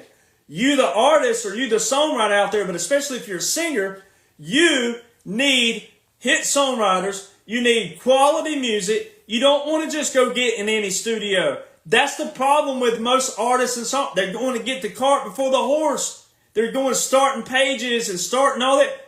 Don't. You don't need to do that. Because once you're out there, if you never blow up big, then once you're out, and the saying is. And if you put crappy music out straight out the gate, and then you go go get with someone like me, and you get quality music, those people ain't going to listen. They're not going to listen to you because you've already put trash out. All right, so what you want to do is build your repertoire. It's real simple. It's not difficult. And that's why my Instagram is full on my timeline of nothing but trash and hot garbage. And they may look good. They may sound good, but their music is trash. And the only way that you can flip this is you, the consumer, understand how Billboard country music works. And why you think you love what you love. Because you don't love it because you love it. You love it because you were told to love it. You, the artist, you, the songwriter out there, especially if you've never had a record deal, or you've never had a Billboard hit or a hit period in like Texas country or anything, you need to listen to someone like me, because I can tell you right now, if I don't have a record deal, with the teams I have, with the hit producers I've had, with the hit songwriters I've written with the musicians I have on my records, if you see what I go through with the average consumer, then you definitely ain't going nowhere. See? So there's your conundrum. You, the consumer, have a part, and you, the artist-songwriter, you want to stand apart? Well, you need to still do everything the right way first and the quality way, and then hope the consumers will get involved and empower themselves. And hey, so what, you never heard of someone? You don't know how the system works. If it's all about music being great, then you should add the song because the song touches you, inspires you, or whatever it is, whatever the emotional attachment is to the music, you should want that on your playlist because now we're in streaming. Speaking of streaming, let me go ahead and break that really fast and then I'll draw back. Streaming. All right. Streaming platforms. The payout for a songwriter. So Morgan Wallen and all these dudes, if they didn't write the song, let's use someone that don't write. Absolutely. George Strait don't write. He started writing a few in his latest. Of course, he hadn't had a single recently. But, you know, let's just say, though, George Strait in his prime in the 90s. He didn't write any of his songs in the 90s. All right, let's say streaming would have been in the 90s. It wasn't, but let's just say it was there for the sake of. All of George Strait's hits in the 90s, he didn't make any money off of that except for touring and merchandise. The royalties went to all the songwriters. All right. Well, the hit songwriters today, they're the ones who have the more power. They have the most leverage. That's what I talked about in this book. All the hit songwriters, you're the ones who should be saying everything. You're the ones who should be in an uproar because if you're not a major signed songwriter anymore, but you're a former hit songwriter, your royalties are trash. You're scraping pennies right now. Especially a lot of you hit songwriters who spend all your money. You spent all your hit song money on stuff that didn't matter back in the day, and you thought it would always be there. Them big royalty checks ain't there no more. You're getting like $25 checks when it used to be $50,000. Now you get. I know them. I know these hit songwriters who are getting $25 for a royalty check every quarter. That used to be $10,000, $25,000, $50,000 every quarter. All right, that's going away. Streaming, every stream. One play. Ladies and gentlemen, if you don't know what a stream is, that means one play. Every time someone plays one of my songs one time, if I wrote it, this is my payout. If I solo wrote it, one stream, one play equals decimal point, 0.0033 cents per stream. President Trump just said he's getting rid, they're going to not produce the penny anymore. A penny. That's like taking a penny and slicing it about 8 different ways and then taking the tiniest little slice, one of those slices. That's what that is. So all of the emotions, divorce maybe, heartbreak, breakup, whatever it may be, someone passing away, the emotion you put into a song, here's a penny. Here's a slice. That's what every single songwriter is getting. If it's got 2 songwriters on it, divide 0.0033 by 2. Then dice it up again. Dice that little penny up. That right there is why it matters. All right. So Garth Brooks, I grew up listening to him. Garth Brooks he boycotted Apple and iTunes when they first started. He boycotted them. He said, look, an artist is where an artist is. When an artist puts an album out, Garth Brooks, I don't care what people say about him. There's one thing Garth Brooks has done his whole career. He may end up being a turd and a half, but there's one thing he did do that he needs attributed for. He used to highlight the songwriters. He's written a lot of his stuff too. But when he didn't write a great song and he recorded a great song by another songwriter, he gave tribute to those songwriters. He's the one who highlighted and talked about on his radio shows and his podcast. He talked about these songwriters and how great they are and all these other things and how they wrote the song. He got into the emotion of the song because he wanted that song to do the same to you. That's why he said he was boycotting Apple when he did do what he did. And he went and made his own box set, and he sold his own box set at Walmart at the time when Walmart was real popular with a CD section. He had his own box set. He boycotted. And I know y'all don't want to talk about it, but guess who else did the same thing? Taylor Swift did the same thing as well. All right, because she was an artist, but she wrote all of her music. So see, a lot of you hate on stuff that you don't really know the intricate details and the backdrop to. You just get into all the drama and all the other stuff, right? But there's some good things out there with certain people that stood up, but then it snowballed effect, because guess what happened? That was 2 artists out of all of the other artists. There weren't that many artist-songwriters in country music. There were artists, but there weren't artist-songwriters. So what happened? It snowballed. It caved in. So now the true artistry is gone. It's not about artistry anymore. It's not about the song and how it inspires you and any of that. The music today, country music, there shouldn't be any inspirational song out there. There's not. That stuff that they're playing now, this all these loop songs, and it's this, oh, girl, get you on the back row, girl, yeah, girl, oh, girl, yeah, girl, drop that tailgate, girl, drop that booty, girl, oh, yeah, girl, all that bull crap, and it's the same song, same loop. They just take it, put it in the blender, same chords, put it in the blender, pull it out. They know they have you, the consumer, and the consumer don't care. Because you didn't know the system. You didn't know there was a dirty system. You didn't know there was even a system. You didn't know that there was publishers and songwriters, and the labels go to them, and they pitch the songs, and then the labels and radio. All the people, oh, I don't listen to radio. Doesn't matter. Go to the discographies again. Look at all the number 1 hits by Morgan Wallen, Hardy, Luke Combs, Luke Bryan. Where all the number 1s are? Country airplay, Billboard country radio. Then look at the Hot 100s. They don't have nearly the number 1 hits, number 2s, top 5s as they do on country radio. They don't need your downloads from that angle. They don't need you, the consumer, to show them, because they already have you hooked.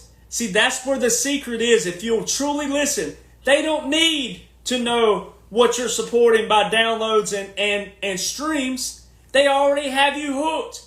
They can go get any singer they want and put hit songs on them, run it through the same system, and when it hits top 20, they got you no matter what, because you don't question the rest of it. You don't question. You don't think about all of us like me who's been in the 40s and the 50s and the 60s. You don't see that because you don't want to see it. You don't care to see it. You don't give a shit about me. That's what it boils down to. You don't give a dang about me. You don't care about my buddies that's been there. You don't care. All you care about is the top 20 because they tell you and they told you. And you didn't know to question it because you didn't even know there was a system there. So you didn't know to question it. And now you don't want to listen because it's music. But it's music and it's my escape. And it's what I escape all this negativity in the world. And health and music. Two things that are really good when it's good, but it's bad when it's bad. And it's the very thing that requires the most trust. And they got every single one of you, hook, line, and sinker. And they got you to where you don't want to question. You don't want to do anything of that nature because they got you hooked. They got you where they want you. And you're not going to get out of it until you listen to someone like me. I'm the very artist who has all the secrets. The songwriter who has all the secrets. That's what makes me... Of all the thousands and thousands and thousands who've been to Nashville every single year, thousands, I'm the one person the major record label should have never let walk out of Nashville knowing what I know, having what I have. And if you, the consumer, but especially you, the artist and songwriter out there, if you will listen to me, there's no gimmick here. This ain't no bull crap, sign up here and do this, that, and this, that. Nope. There's a way to take over country music. There's a way to replace all those incompetent people. There's a way to do it. Oh, there's a way. It's a man-made system. You got to know the system. You got to know how to flip the system. It's a man-made system. The same way they made it, we can fix it, flip it, and get it back on track. Same thing with radio. All you country radio guys out there and gals, all you air personalities, y'all don't like to call yourself DJs anymore, disc jockeys, go, oh, that's old school. all you air personalities and all you program directors out there, if you will get your heads out of your rear end as well and quit making it all about all the artists, coming there and kissing your rear end, if you will take power as well to know that all you do is listen to a few major record labels and you don't listen to quality music, when you have someone call you from a major record label or former major record label, independent label guys, and they say, hey, I got an artist and da-da-da-da-da. If you program directors will start playing quality music that people love, that talks to their life again, you can help flip it too. All right, and when you program directors with radio, Billboard radio, when y'all flip that, all of the incompetence will be exposed out of the major record labels because there's not that many of them.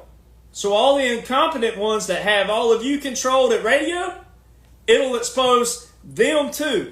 All we got to do is flip that right there. And until we get them out of the way, it's just going to be the same old crap, same old crap. But you, the consumer, have the most power.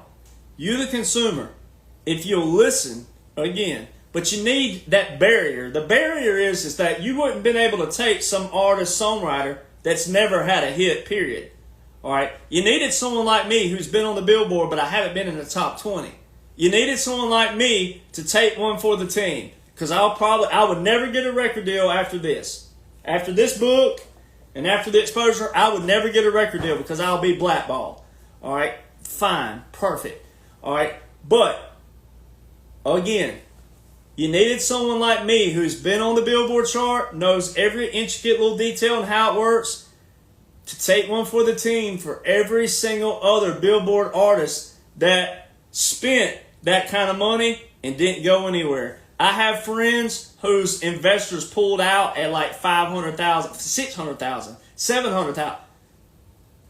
They didn't even get on the chart. All right, spent that kind of money and didn't even chart. All right, so that shows how great my team is to get me in the 40s, but we didn't spend that kind of money. All right, we set a Billboard record. We didn't spend that kind of money. We didn't spend remotely close to that kind of money. All right, so what we did, we stuck one up the rear end of country music, Billboard, radio, and also the major record labels. We didn't spend hardly any of that. Now, that's what this unveils, how much we spent. But we didn't spend hardly anything. So we set a record never been done before, but it's an industry record. Fans wouldn't get it. Consumers, fans wouldn't get it, don't care, because you didn't even know there was a system there. All right, so what we did in country music, I'm the sole person the label should have never let me go. And it don't matter. I don't care if it is just 20 people watching, 30 people watching, 40 people, whoever it is. Every time I talk about it, I'm going to talk about it to the day I take my last breath because I'm the very one who can flip it around. I have the records. I can prove it. I now have #1 best-selling books because of that.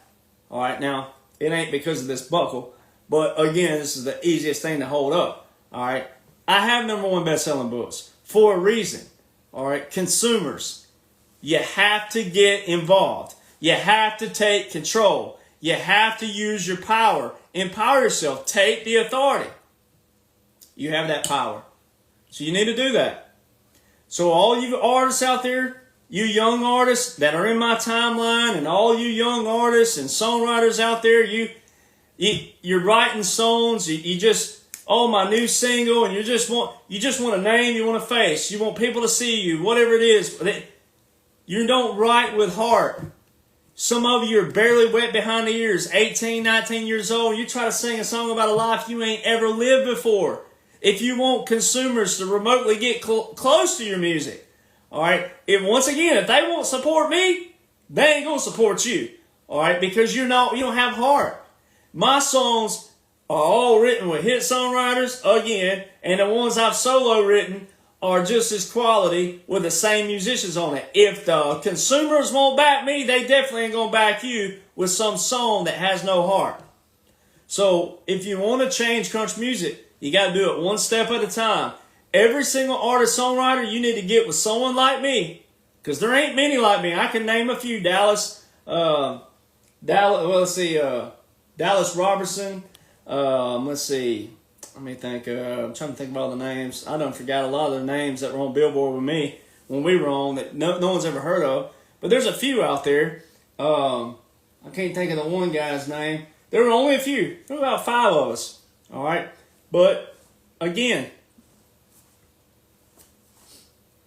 it's not that many. So when you think about that, if every single one of them would have had the team I had, because they didn't, and they spent a ton of money to get to the slots that they got to, but even they were on the Billboard, but they didn't have everything that I had. If I'd have had $1.8 million, though, this would be a whole different ballgame because I had the team that could have got me to top 30. I had all that. Didn't have $2 million laying around to do it. All right. So there's no one who will ever be able to compete with the major record labels. Ever. Unless they have that kind of cash along with the team, the quality of the team, and also quality of music, and also the quality of songs. There's a formula you got to have. All right? And you don't just stumble on that. It takes years of relationships with the musicians. It takes a lot of different things. So if you're an artist and a songwriter, all right, you're going to be tagged on here. All right, you need to get with someone like me who has the complete team, the complete package, the complete secrets, all right? And you got to buy into that, all right? Not buy literally, but I mean you got to buy into it, meaning that you got to believe this is how country music works, all right? It works this way. Discography. Go over again and look at the discography. And then the way I prove mine, Sammy Kershaw. She's the queen of my double wide trailer with the polyester. Sammy Kershaw posted the Billboard chart way back in 2020. All right. Billboard is also not published for everybody. Now you have to have an actual subscription to see the Billboard chart via Billboard.com. So used to you could pull up, you'd see the top 25. Years ago you could see all of it. But now they dwindled it, right? As the industry became more and more exposed, as the saying was, and they didn't want to lose their secrets, the more and more they cut down. All right, so when you people say, well, I've Googled you and I can't find the Billboard chart. No crap, Sherlock. They do that on purpose again. And if you're saying that this late in the video, I don't see any comments, but if you're saying that and you're thinking that, as I have had that before by all the haters out there, which they don't mean anything anyway because they already are incompetent themselves, but I've seen that from people, and there may be some good people out there that also say, well, I Googled you and I couldn't find the Billboard. No crap, Sherlock. It's a secret society for a reason. Again. All right. There's a reason they don't show you all the Billboard chart. Because, again, if you did start getting curious and you did start Googling, if you'd have known about country music, if you'd have known about the full Billboard chart, and you did get curious, you the consumer, and you went, who's Derek Jonhson? Who's Dallas Robertson? Who is this? And who is that? And who is this? And you went and Googled us, and then or YouTube this, and you're like, dang, this is great music. And then you went and told your friends or sat at a pool party or a tiki bar or whatever, and you're like, hey, you got to listen to these people. I went and looked these up. And that spread like wildfire, then guess what would have happened? If people would have used their brain and their power and authority as a consumer to go, dang, this is quality music. Why aren't they this, that, and that? That's why they squeltered that. That's why you can't find that. And you didn't know to look that up because now they don't make Billboard popular. They make what? The award shows, and they make all these other things the precedent. They took away the Billboard as far as like, the popularity of it. That was the most popular thing in Country Weekly and also Country Music Magazine. That was the very thing you went to look for is where people were on the Billboard chart. They don't do that anymore. You don't have those anymore. You have nothing but platforms now. I won't name some of them to give them publicity, but you have some big platforms. They don't talk about Billboard. They don't talk about the industry. They only pump the party scene. They only pump the artists that you think are good because that's all you know. You only know what you know, and that's where you're innocent. But once you know, and once you've heard me one time, it's like the Bible says, once a person's heard one time, you've heard it. And if you don't take authority, then you're doing what? You're acknowledging it. And you're okay with that. All right? And it's bullcrap. Ricky Van Shelton, David Lee Murphy, Ricky Lynn Gregg. I mean, we could sit here and name names for years that should have and could have exposed the industry. But they're not popular anymore, and it was a different era. All right? So a little bit how country music radio works really fast, and then I'll close. But like Billboard, when it changed in 1990, it became about your ads and getting on stations and things like that. In 2012, now it's how many stations you can get on the number and how many spins you get per week. That's the formula they use. That's where the monetary thing comes in for the independent portion. If you're a major record label, you're automatically getting those slots. It's just a matter of how much your label pushes you behind their, what? Their prize pony. So if you're Jason Aldean, he's the prize pony of Broken Bow. Then you have your other artists. Then whoever the prize ponies are, meaning the top artists, quote unquote, that consumers think are the top, but the labels know by their who they've been pushing, all right? Then all these other artists fall into that category.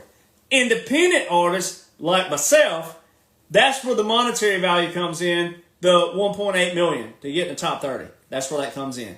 All right. So there's major labels in Billboard. That's the only way you're going to have a hit in country music is either a major record label or you got to have a massive formula put together, and then also you got to have mega capital for one song to break through that, and then hope the consumer somehow will go, oh, but it ain't going to work like that. That's why the labels know. So that top 30, when you're in top 60, all right, and you're working your way, number 30 is where you want to be because there's a top 30 countdown.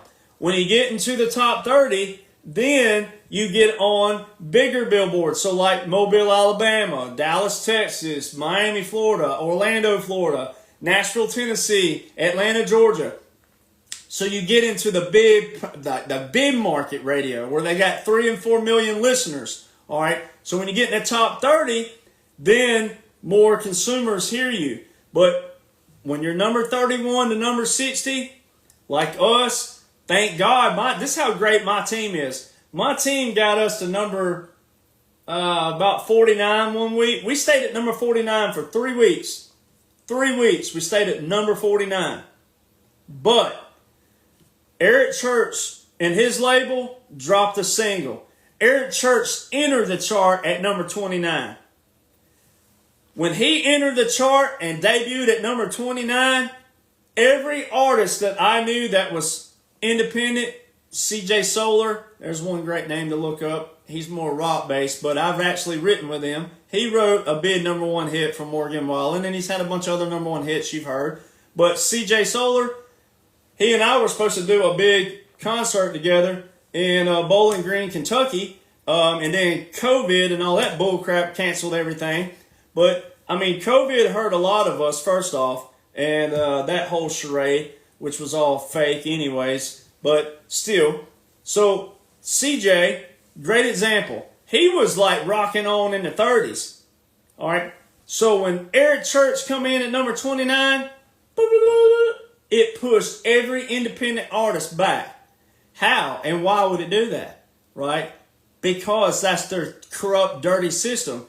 But we stayed at number 4. We didn't drop, and we didn't lose a bullet. A bullet is another good thing to Google about, but I'm not going to explain all that. But we didn't lose a bullet, and we stayed at number 49.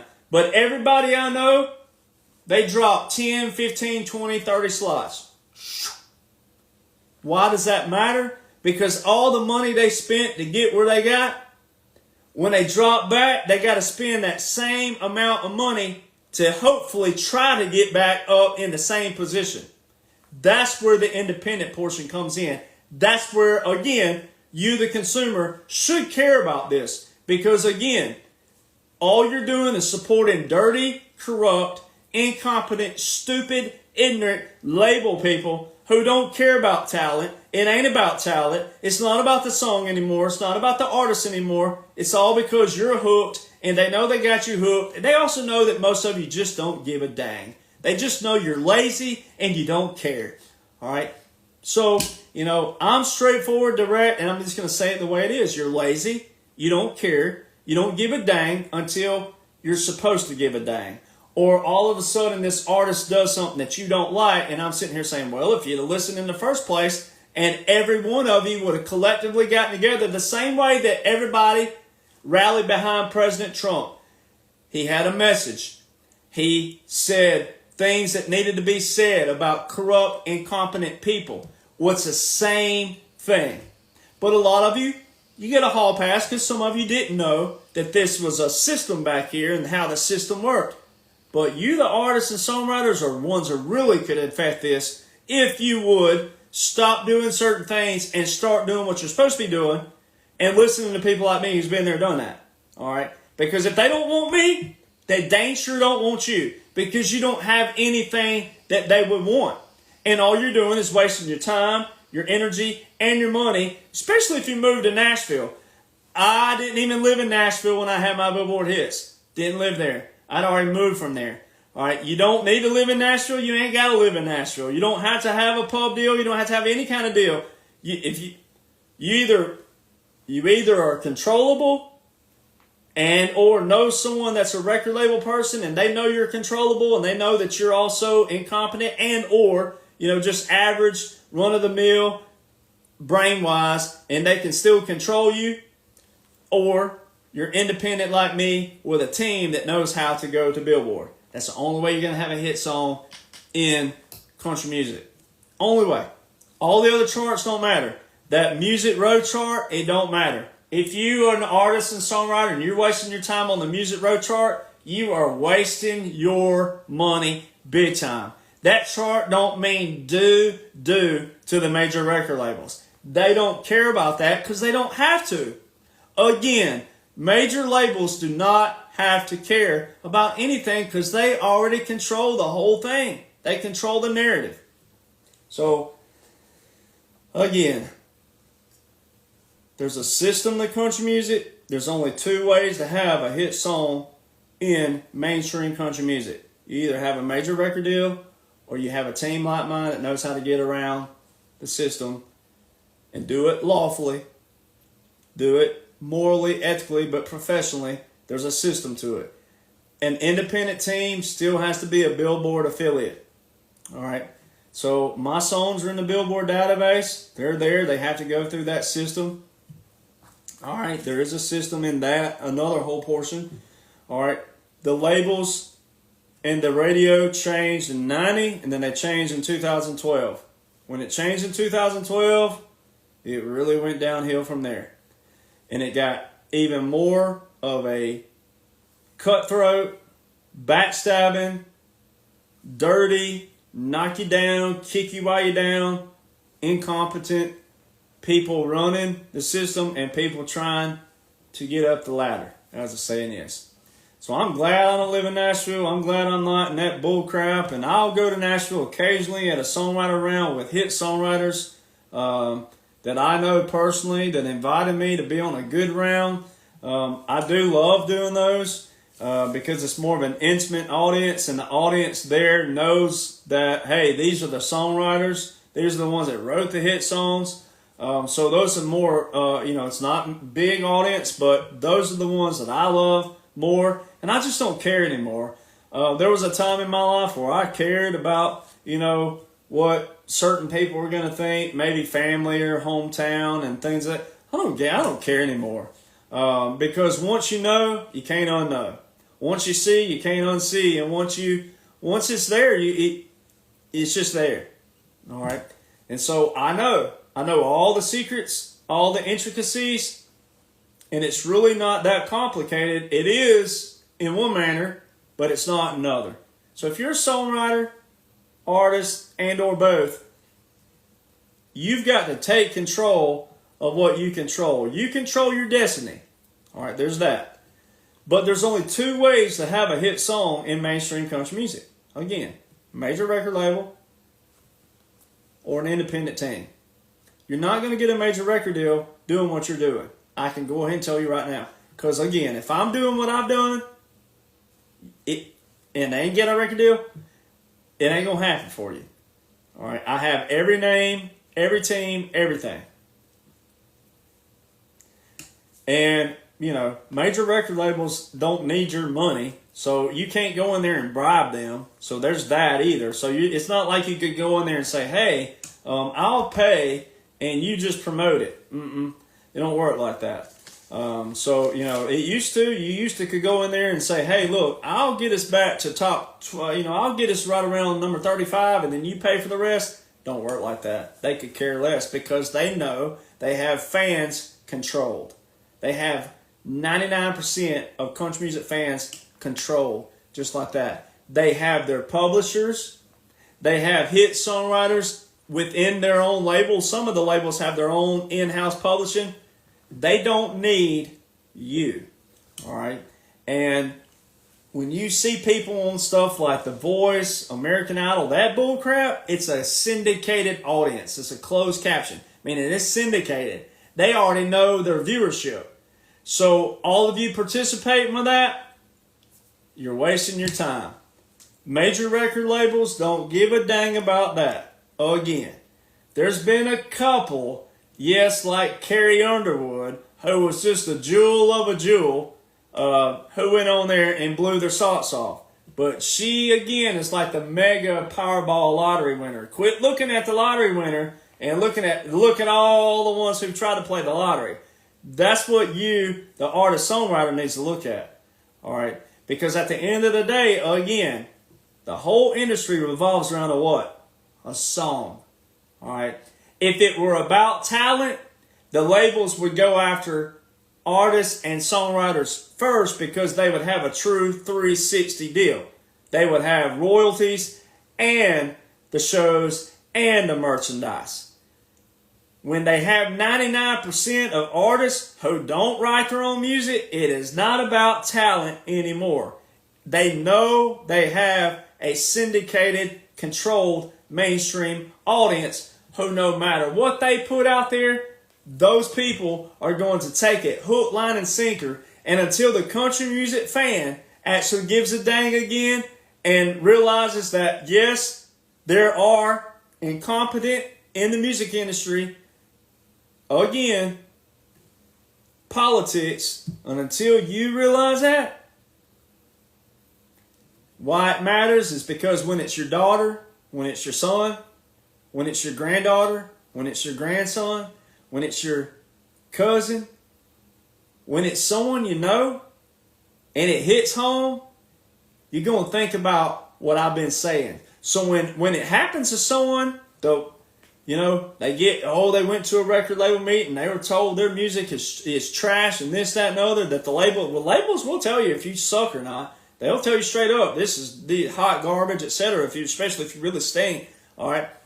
When it's your son, daughter, granddaughter, grandson, cousin, family member, friend of a friend, or one of their kids or grandkids, when it happens, again, if every fan collectively will listen to the people who've been there, done that, but especially the one person who has all the secrets and the labels let me slip out.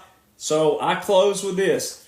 The last label meeting I ever had was October, let's see, I guess that was 2020, somewhere in there, maybe 2019. I guess it was October 2019. It may have been 2020.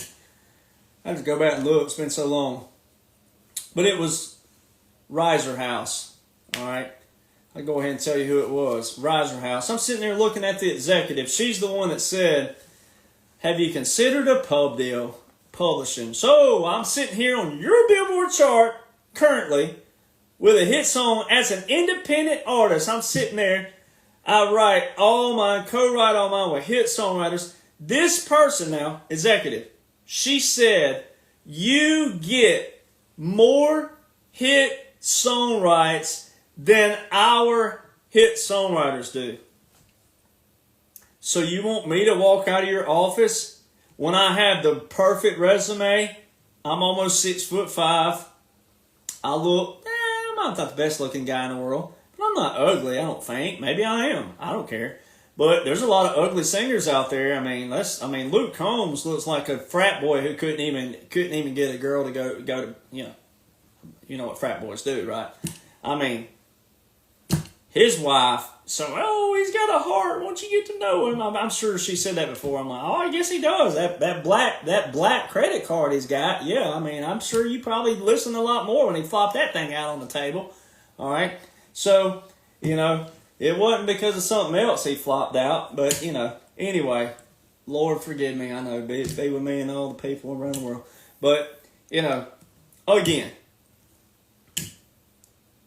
this woman had the audacity. I'm sitting there, I'm on your Billboard chart. As an independent artist, I'm on your chart. This ain't my chart. If the Billboard chart was my chart, I would have every country music fan out there in shape. It would be like Marine Corps boot camp. It wouldn't be Army, and I love my Army, but it would be straight up. Yeah, it'd be Marine Corps all day long. I'd have every country music fan in step. They know how it works, and they would actually appreciate and care how it works. I'm on your Billboard chart, ma'am. Yours.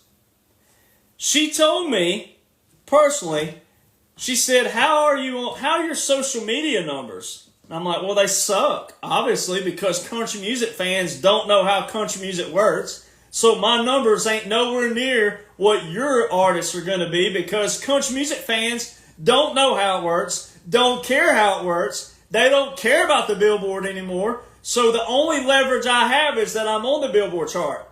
My numbers aren't good because fans don't care.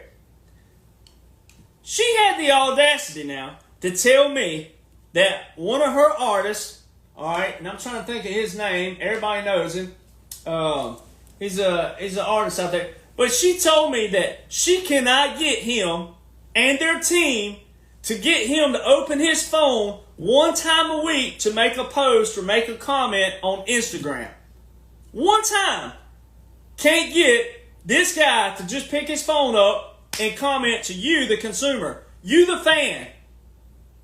And here I am, don't have the numbers that he has, but they can't get him to open. And here I am, I sit on my phone all day long and give people all free information, unless you're buying my book. But other than that, mine's free. Free information, my intellectual property, my thoughts, my time, my everything, which is what my mission is. That's what I've been called to do. That's what I've been tasked to do. But again, apply the principle here. And she can't get her artist to pick up his freaking phone one time a week and comment on his fan. All his fans that follow him won't even post, won't comment. See if I can find his freaking name. Let's see. I'm gonna find it.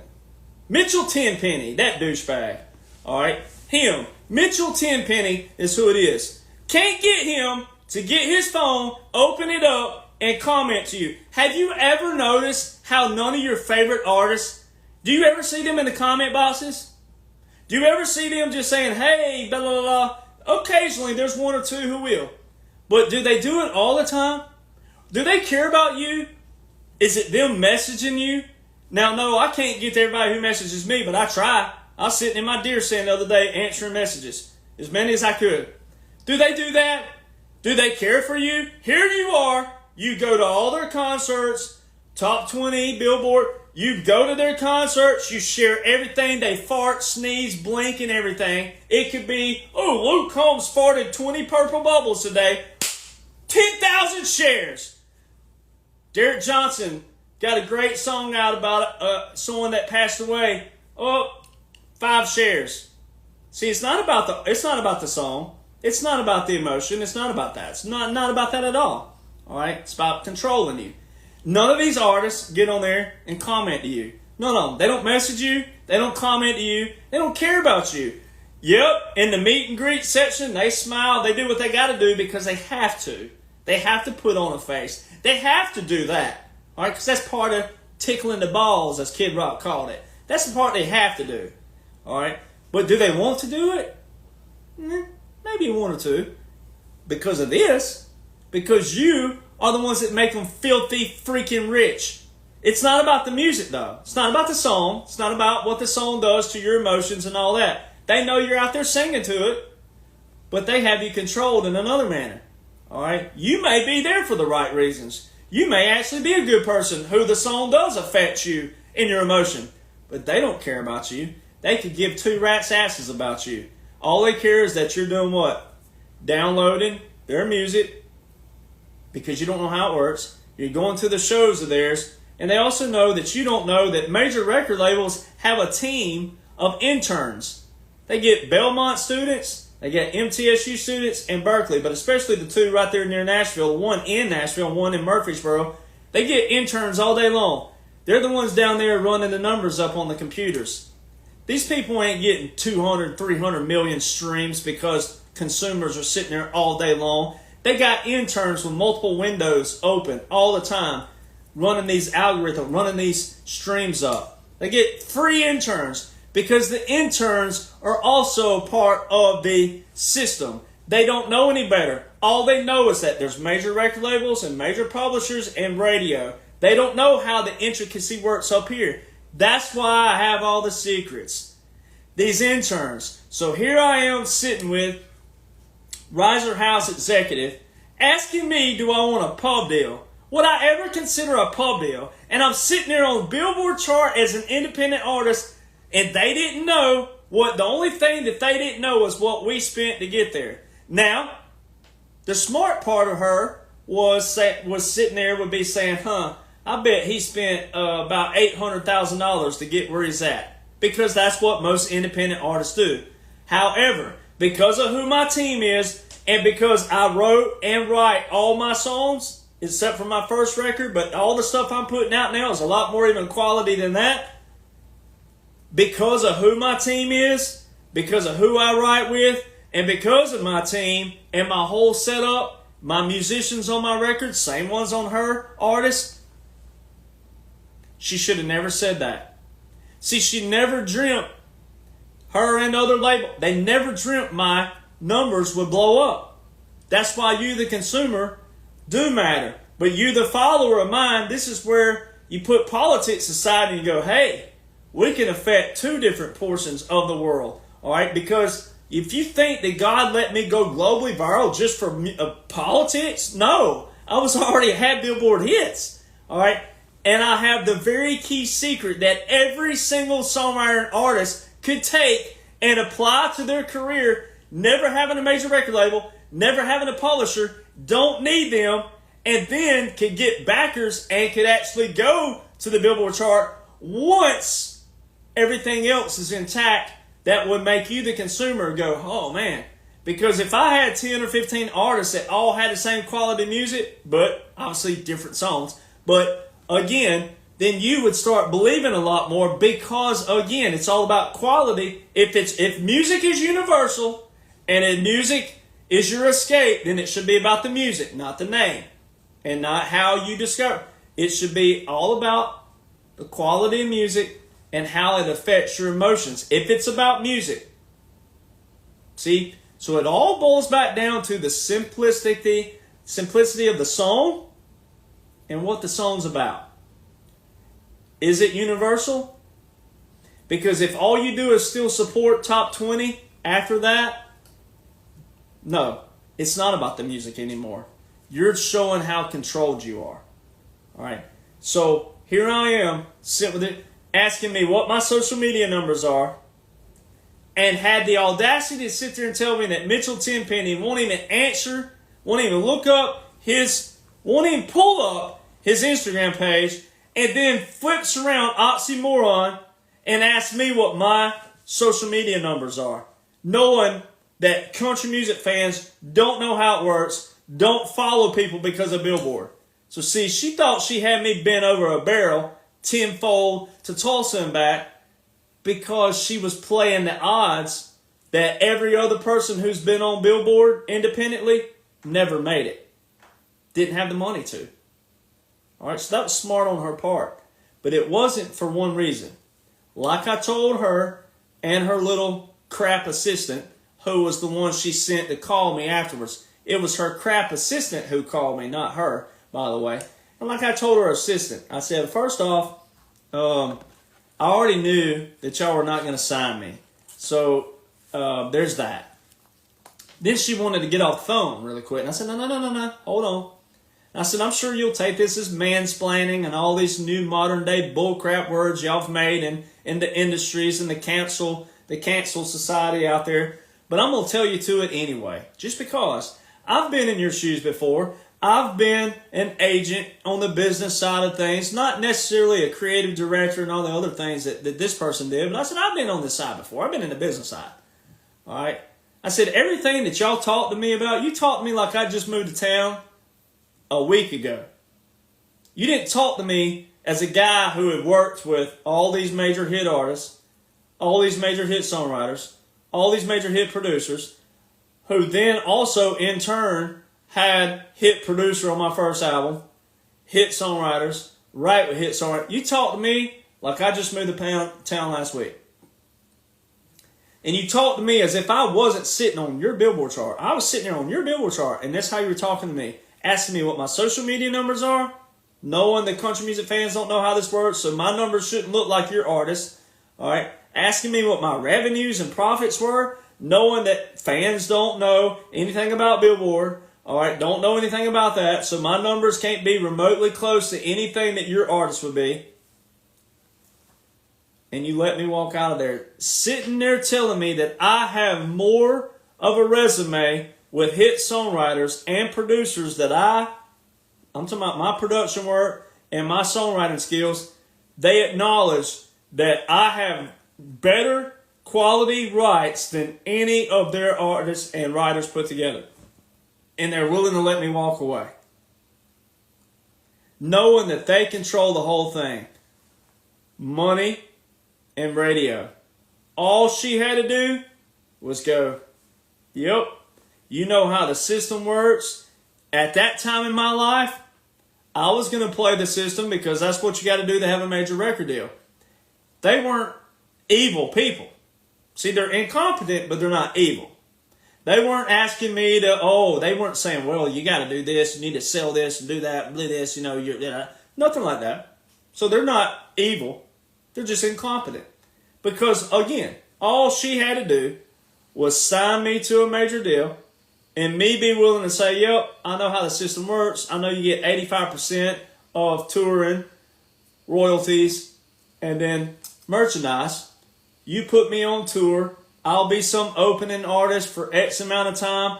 Where you really make your money and your name in country music is when a major record label signs you. When they put you out on a radio tour, if you're a major label, this is the only difference right here. When you're a major record label artist, where you make your biggest name is how much you willing to talk to every day, text, email, drop in, send gifts to all the radio program directors. That's where it's at. If you're a major record label artist. That's it. That's the secret right there. But see, she didn't even give me that chance. I would have done that because she wasn't some evil person. She's just incompetent and stupid. All right, it's stupid to have a guy who has all of the formula, all of the team, all of the formula. It's stupid. That's incompetence. All right, it's not evil, not that part that you hear, Republicans, conservatives, or patriots talking about. They weren't evil. There was nothing like that. They're just incompetent. All right, it's an oxymoron. You're sitting here asking me what my numbers are, but you're telling me your artists don't even do that? Which I know that they don't, period, because you have interns who do all those numbers. And then you, the consumers out there, go, oh, man, so-and-so's new song has 40 million streams in a week. Interns. There's not that many people going all day. Because how would all of them have 40 million streams? How would all of them have 20 million? Even just a million.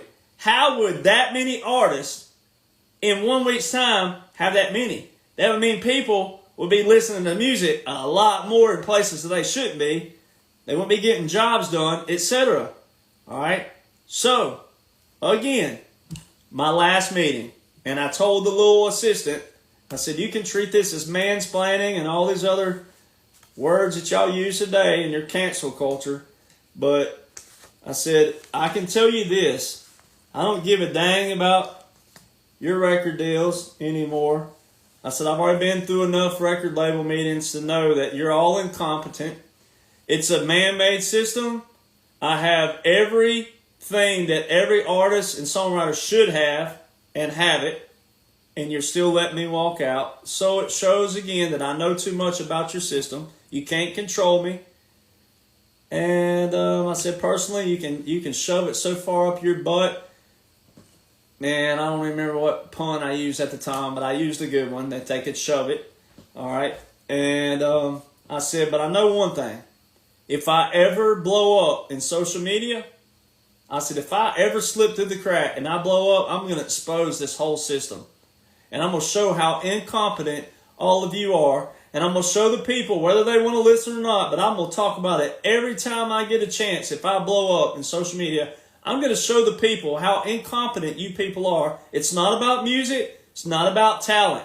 They can take anybody any given day, swipe of the pen, put them on some good music, have their team, promotion teams call up all the program directors in the radio system they control in the monopoly, say, hey, got a new artist, blah, blah, blah, blah, blah, da, da, da, da, da, da. Done. That's how it works. So all of you artists and songwriters, this is really for you, because obviously the viewers don't really care. The ones that are here do. But the one, a lot of people just don't care because, one, they didn't know about it. Two, I'm direct and straightforward. It sounds like I'm condescending sometimes. I'm not. I'm just tired, exhausted. I'm tired of incompetence all around the world. I'm also tired of people who will, like J.D. Vance said this week, don't piss in my boot and call it rainwater.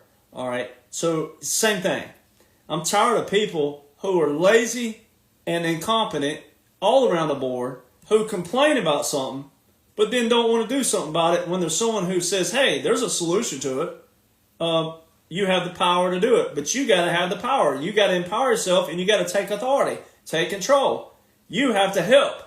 So you, the consumer, you, my followers especially, you could help this out a lot. All right. So in the future, here's what I'm doing.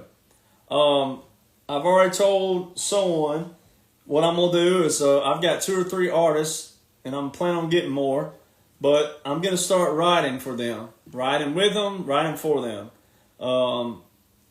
They will have funding, all right? And I have backers for that if I need it, but I may fund it myself. But still, I have the musicians. I can make this happen. I can put every single hit musician, they've all been nominated, every one of them, on the same slots. All right? Same quality music. So, again, if you're an artist, songwriter out there, don't get the cart before the horse. You need quality music. You need name power with the musicians. You need name power at the production level. You need name power everywhere. Because, again, if they wouldn't sign me, they ain't getting you. All right? It don't work like that. All right? So, the way we do it, though, is the more quality music that's out there and the more quality production that's out there, the consumers will start maybe listening more, and the more we make them aware of how this works, then we write quality music that affects their lives, that speaks to them in some way. That's how you can control country music. That's how you flip it back around. And you, the consumer, all you have to do is do what we say. When we say pre-save this song, pre-save it. It's real simple. A lot of you now do use technology. Spotify, Apple, whatever you're doing. If you're streaming or downloading, all you got to do is pre-save it. Simple. Then, when you go to bed at night, even if you don't want to listen to the music, mute the volume, hit the repeat button, and keep our music on repeat, on cycle. All right? It's real simple. That's how you run the numbers up. You know, same thing. So you take control, you take authority, you take power. All right, but everybody needs to tag any artist or songwriter you know. Especially on Instagram, when I post a video over there, because all the live comments go away. All of you that have been watching, you're loyal. All of you watching, loyal. Thank you for being here. Thank you for listening. So I appreciate that. And, I'll be live again sometime this week talking about, obviously, what's been going on elsewhere. But this matters to me as well. This is where my passion really is music. All right, because it is universal. It's supposed to be. All right, but we got to clean this out. All right, you followers have to, you have to start getting more control of this as well. So if everybody will tag an artist or a songwriter who is actively thinking they got a chance, thinking they got a shot, they don't. They don't. Don't let them waste their time and their money and their energy on the Nashville portion. You need someone like me who's been there, done that, who was willing to step out and blackball myself. Never going to have a record deal. None of that from the major side. Don't care. Don't want it because I know too much. I already know. So you needed someone like me who can put the same level of production and quality behind them and save them time, save them energy, and also help them keep the cart behind the horse. And then when they do display their talents, display their music, it's going to be quality. And it'll give them better of a chance than it would have in the beginning. So there's two things that has to happen. That for the artist-songwriter, and then you, the consumer. You have the authority. You have the power. You have the control. Stop being lazy. Stop acting like you can't know. You can know. All right? And then when you think the little devil or whatever you want to call it hops up on your shoulder and go, well, hey, I've Googled Derek and I can't find a billboard. Stop. I have proof of that. Sammy Kershaw's page again. All right.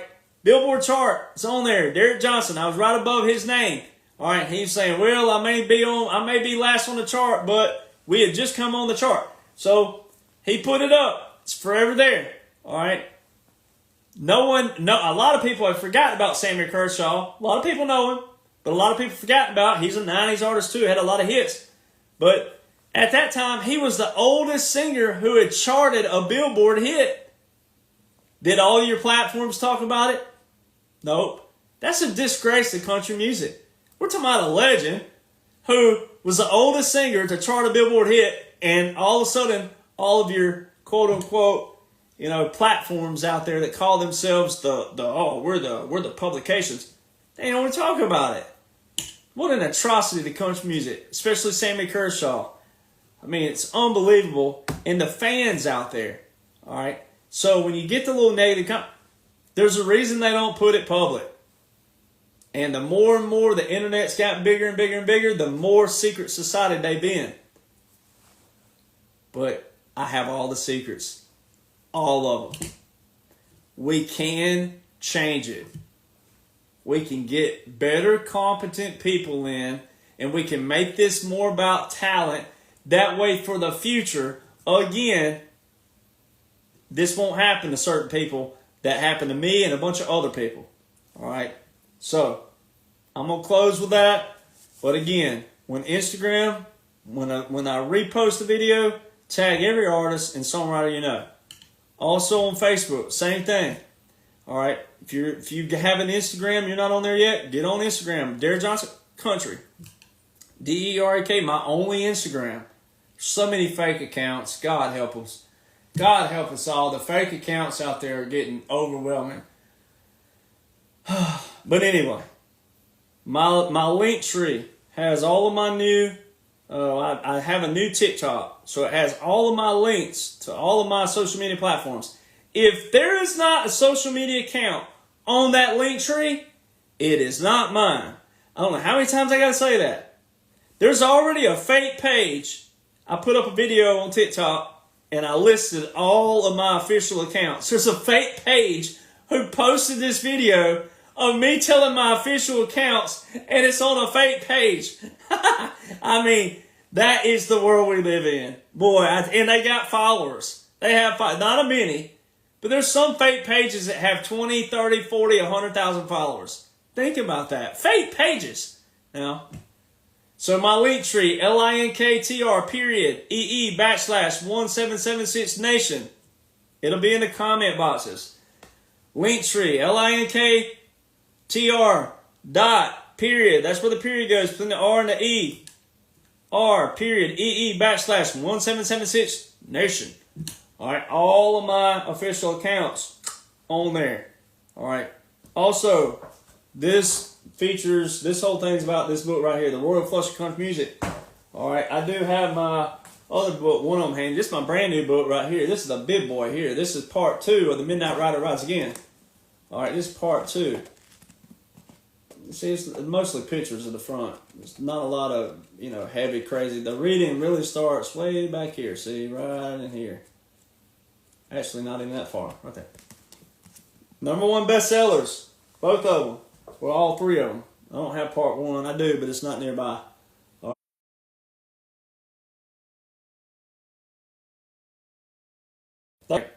Man, beautiful buckle. All right, #1 bestseller. So I can't be too crazy. #1 bestseller. All right, books. It's amazing that people read today, which is awesome. But again, I've been there, done that. I'm the one that should have never let get away. Which is going to be the title of it. I'll put it on Rumble as well. Rumble video. So if you want to share the video portion like that, it'll have a link. So Rumble. If you get on rumble.com and you go to the search bar and type in Rattletrap, RATTLETRAP 1776, my account pulls up that way. You can find that link there when I get this posted. So be sure to share this video with all your friends and family who are singer-songwriters, and or if you have friends or friends of friends, however, whatever, that know singer-songwriters. This is how we do it. But country singers. Make sure that they got some kind of country in them. All right, not because they took a wrong turn in Podunk, Kansas, and it turned into a slosh pit, and the other side their truck was real muddy. They go, oh man, I took a wrong turn on the dirt road one time, and I saw some horses along the way, and yeah, man, that just inspired me to sing a song about, Anyway, it's just so funny what they call country today. God help us all. Hey, when Alan Jackson sang "The Whole World's Gone Country," Lord have mercy, he didn't mean to butcher it and to twist it. Boy. I guess George Jones should have really sang "Who's Gonna Fill Their Boots," because they definitely filled the shoes part out. They didn't fill the boots though. So it's time we get back to some real country music and some real country people. All right, so we'll see y'all soon. Thank you for listening. Thank you for watching the few that did. That means a lot more to me than 2 or 3 or 4, 10,000, 20, whatever the numbers could be. So I appreciate you guys being here tonight, guys and gals. Guys applies obviously universally these days. So you gals out there, it's the females who rock the world anyway. It's the females who've been the patriots. It's the females who have been the true eye openers for people. So all of you female patriots, if I had everything to give you, I'd give it to you. But God's going to have to do that for you. God's the only one who can reward all of you females who have really dug in, you've studied, you've read, you found all, and put it all together, you piecemealed it yourself as well. And you gone and been the feet on the ground, the boots on the ground, as the saying is. You guys and gals, let's just talk about the ladies. Y'all bring the real boots on the ground. So if there's a way I could give you a reward, I would. And I would lay down any crown I would get in heaven for a lot of you females out there who have done the work, because y'all have really done it. And a lot of you may not even get the credit a lot of you deserve. So I try to do it for you just because I know a lot of you. I I know some by name I could call out that have really hit the ground, and I mean, I'm talking about gone, and I mean, they've bought books, hundreds of books, and given them out themselves. I mean, we're talking about some amazing people out there. So there's a lot of you who are so truly amazing, and you won't maybe get the credit you deserve on a national level, and even international for that matter. But I tell you what I'm going to do. I'll give it to you. You come right here and I'll give it to you, because I know the ones that have read and have studied and applied and piecemealed and put it together, and you started small groups, and you've had groups and coffee and, you know, wine get together, all these other things, and, you know, and you've had like small groups. I mean, that is awesome. That's where it's at right there. So if everybody take the same attitude with especially country music, my passion, you know, all the other music needs it too, but country music, then everything could change. Everything could be cleaned out, and we could get the right people. And a lot of you gals could actually take those positions. You could actually be those executives, calling those shots, and being the discoverers of talent, and then also piecemealing that. And then, I mean, again, that's what we're talking about. You could actually be in those spots. And I know how to get you there. I know every intricate detail of this whole system.